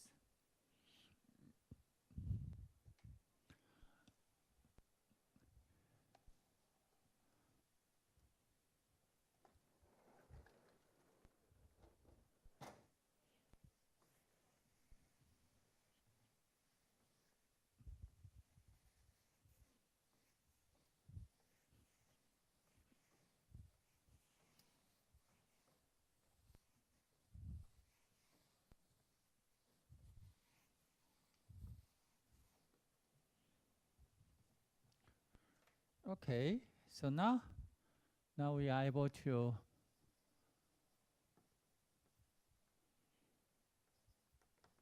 state the first proposition in this section.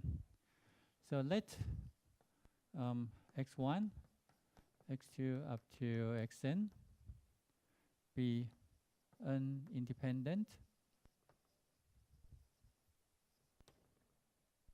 absolutely continuous random variables with PDFs fx1, fx2, up to f sub xn, respectively.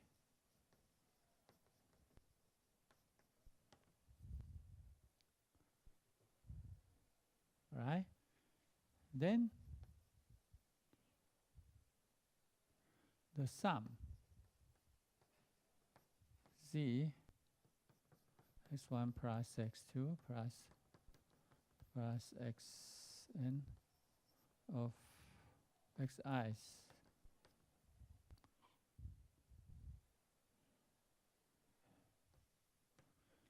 oh, by the way, I forgot to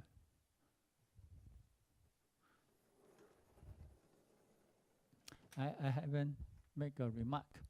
All right, this is a function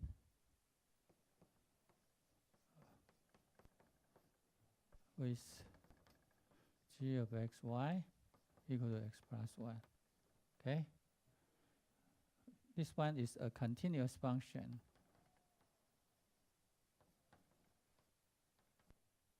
A continuous real value function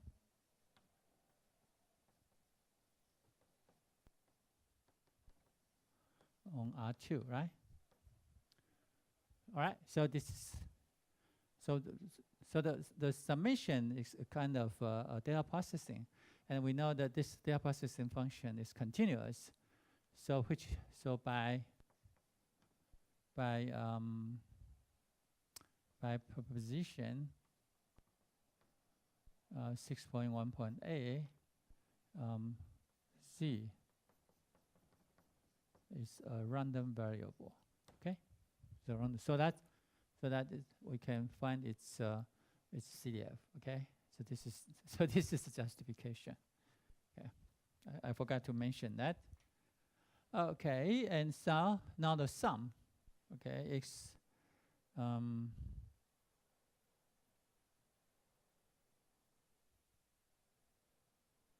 right, of the xi's, x an absolutely continuous random variable, okay, with a PDF,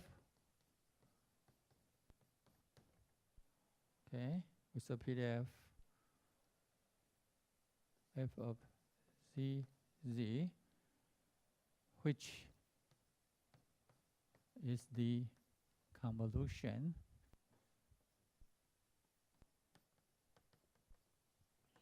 fx1, fx2, fxn, so which is the convolution of fx1, fx2 up to fxn. Right. So proof. Okay.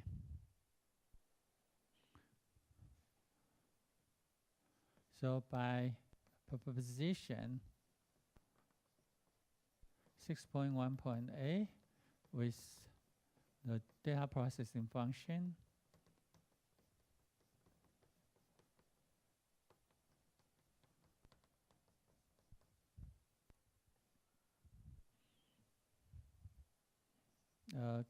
continuous real valued function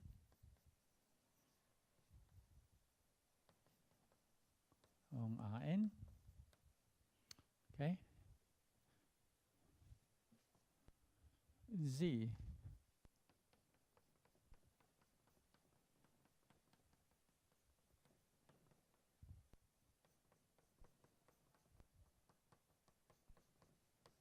is a random variable.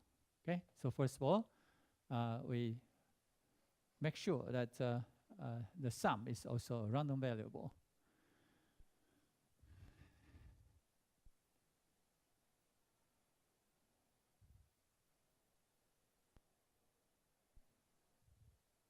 Okay, all right, and so so now we will proceed with induction. We'll proceed by induction on n. Okay. Right. So we have shown. Okay. So we have shown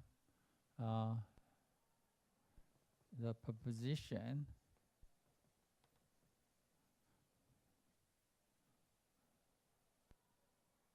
in above when n equal to 2. Okay, so when n equal to 2, we have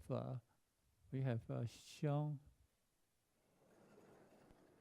So we have just shown that the sum of two independent random variable, two independent absolute continuous random variable, the x is also absolute continuous with a PDF, which is just a convolution of the PDF of these two random variables. So we have shown the case.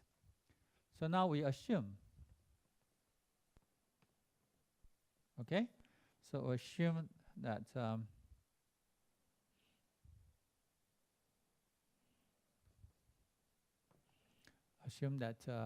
the proposition is true for n equal to k minus 1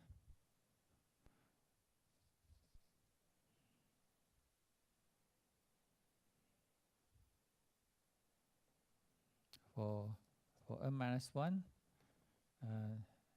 independent absolutely continuous random variables. Okay?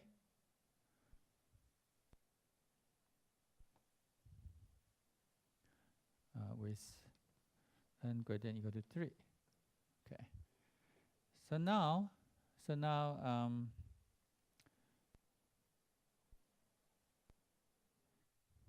okay, since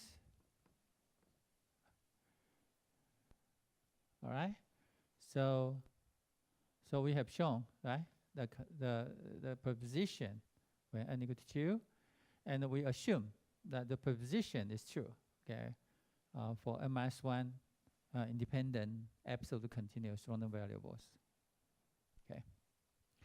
Now we have n independent random variables. Since x1, x2 up to xn are independent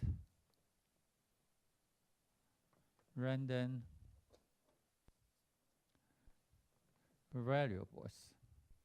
Okay, and the two collection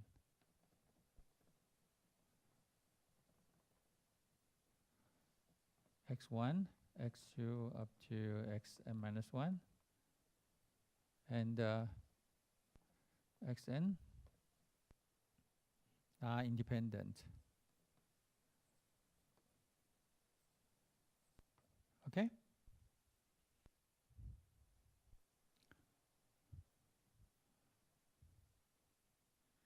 Right, so when they are independent, then the two collections, okay, independent. Okay.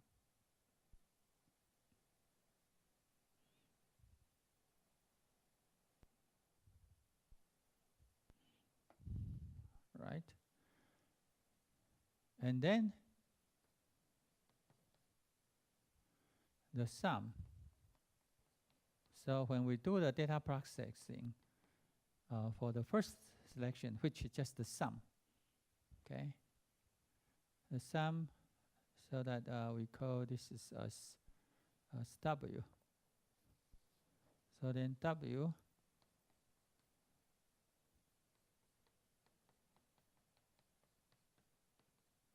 okay, and xn, right?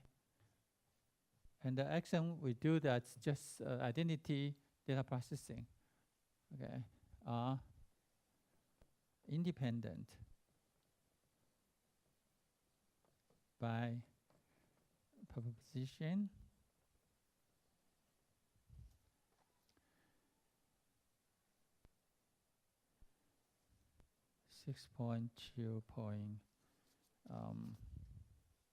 J. Okay. So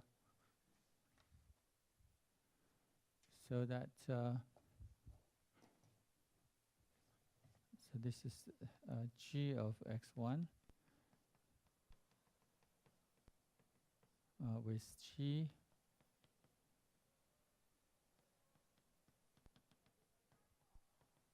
which is the sum function. And this is h of xn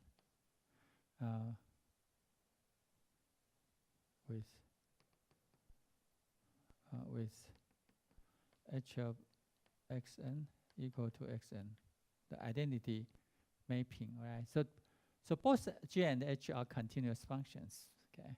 So that so these two random variables are independent, okay? So they are independent, all right? Okay, so now we have two independent random variables and the W by induction. So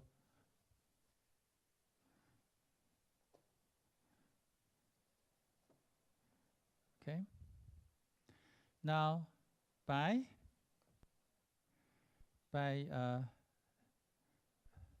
the assumption W, okay, because it's a sum of n minus 1 absolutely continuous random variable. So W is absolutely continuous with, okay, with a PDF FW of with a PDF which is convolution of x1, x2, fx2 up to f of x sub n minus 1. Okay, so W itself is absolutely continuous. And also we know xn is absolute continuous. And w and xn are independent. So again, we have the case that n equal to 2. Okay.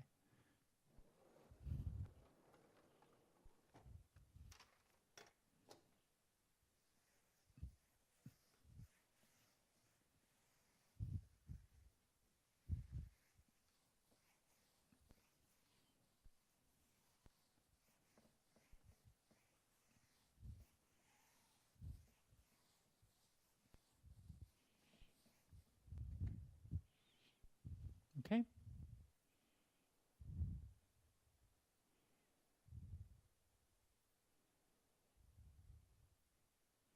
Thus, z equal to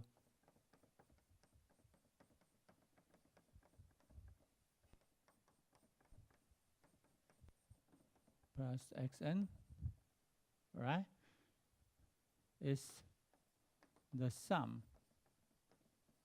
of two independent absolute continuous random variables. And then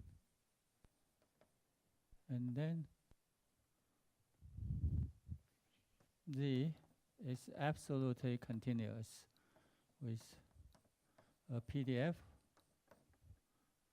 f z with a PDF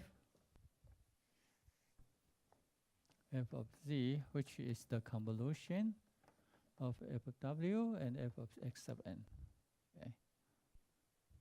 But f sub w is the convolution of the PDF of the n minus 1 random variables. Yeah. Okay. And the convolution has associative law, so that this is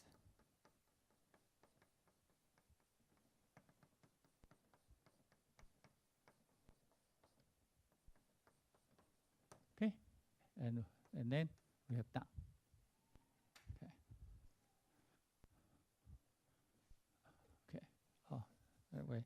So we show. So the proposition is true.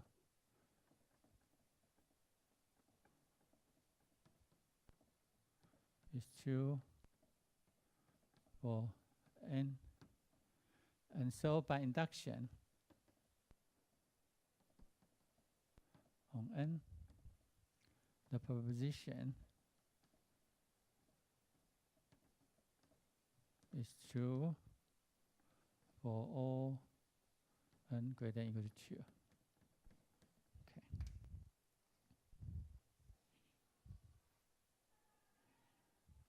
Okay. So that is the proposition. So we prove an important factor, right? That for any independent absolute continuous random variables with PDFs, then the sum. So their sum is also absolute continuous random variable. Okay, and with a PDF, this PDF is just the convolution of these PDFs. Okay, these PDFs. So that is an important result. Okay, and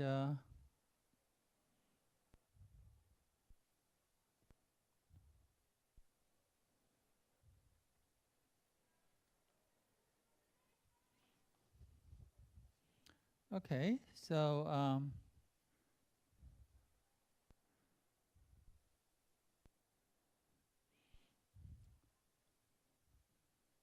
so once we prove that, then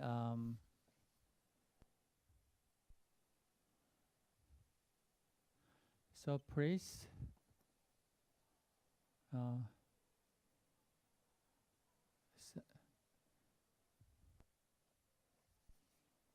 please read. Okay.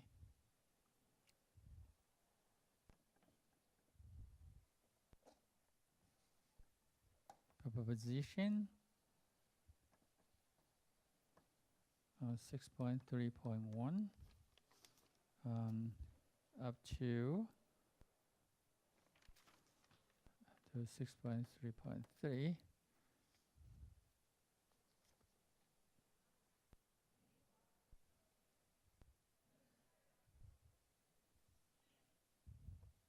And other applications of proposition 6.3.8, okay, in section 6.3 of the textbook.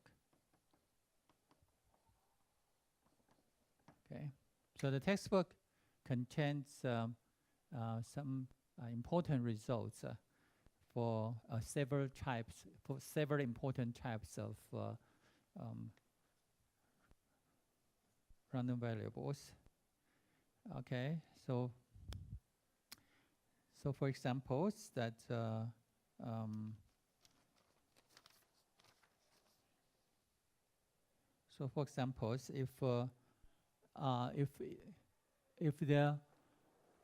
if these random variables, this independent random variable, are gamma disputed, okay, and we know gamma distribution has two parameters. One is called alpha parameter, the other is lambda parameters. Now, if n random variables are gamma disputed, but with different alpha parameter, all right, but the lambda parameter are the same. So that each gamma distributed random variable has the same lambda parameter, but the alpha may be different. So in that case, then the sum of this gamma disputed random variable is also gamma disputed. All right, and with the same lambda parameter, but the alpha parameter of this sum is the sum of the alpha parameter of x1 up to xn. Okay, so that is a very good property about the gamma disputed random variable.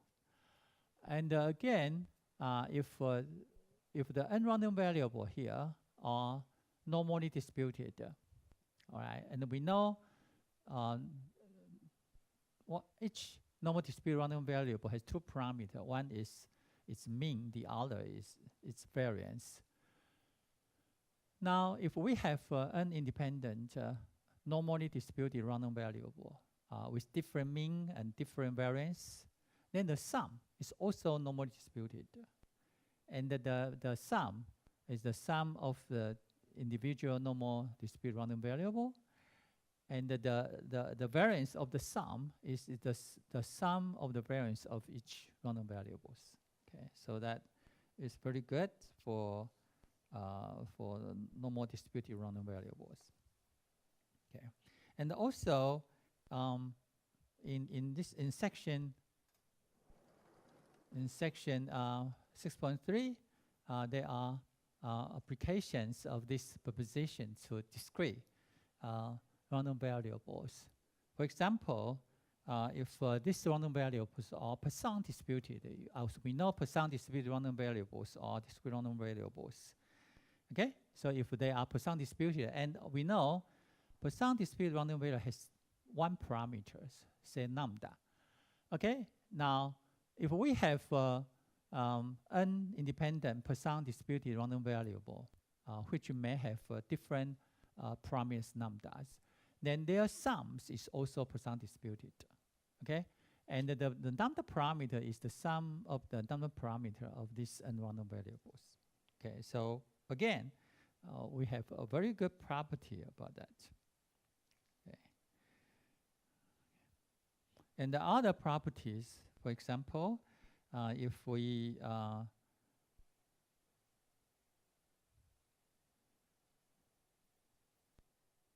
okay, so if we have independent binomial random variables, and as we know, binomial random variable has two parameters. One is the n parameter, the other is the p parameters. Okay, and suppose that this n binomial random value has the same p parameters, then their sum is also a binomial random variable with the same p parameters. But the n parameter is just the sum of the n parameters of these random variables. Okay. Okay. So this is a very good properties. Okay. And further properties is about if we have an independent geometric random variable with the same parameter, we call p. Okay. Then the sum of an geometric independent random variable with the same parameter p becomes to be the negative binomial random variable with parameter n and p. Okay, so this are good properties that, and that they are all applications of if we are considering absolute continuous random variables, then we will apply this proposition. Okay, and for discrete random variables, the computation can be done directly.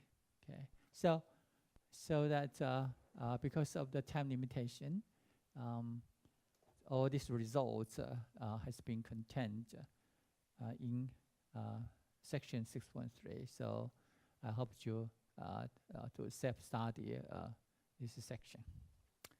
Okay, and so after the spring break, we will start with section 6.4 about the conditional distribution. Okay, so that is the end of today's lecture.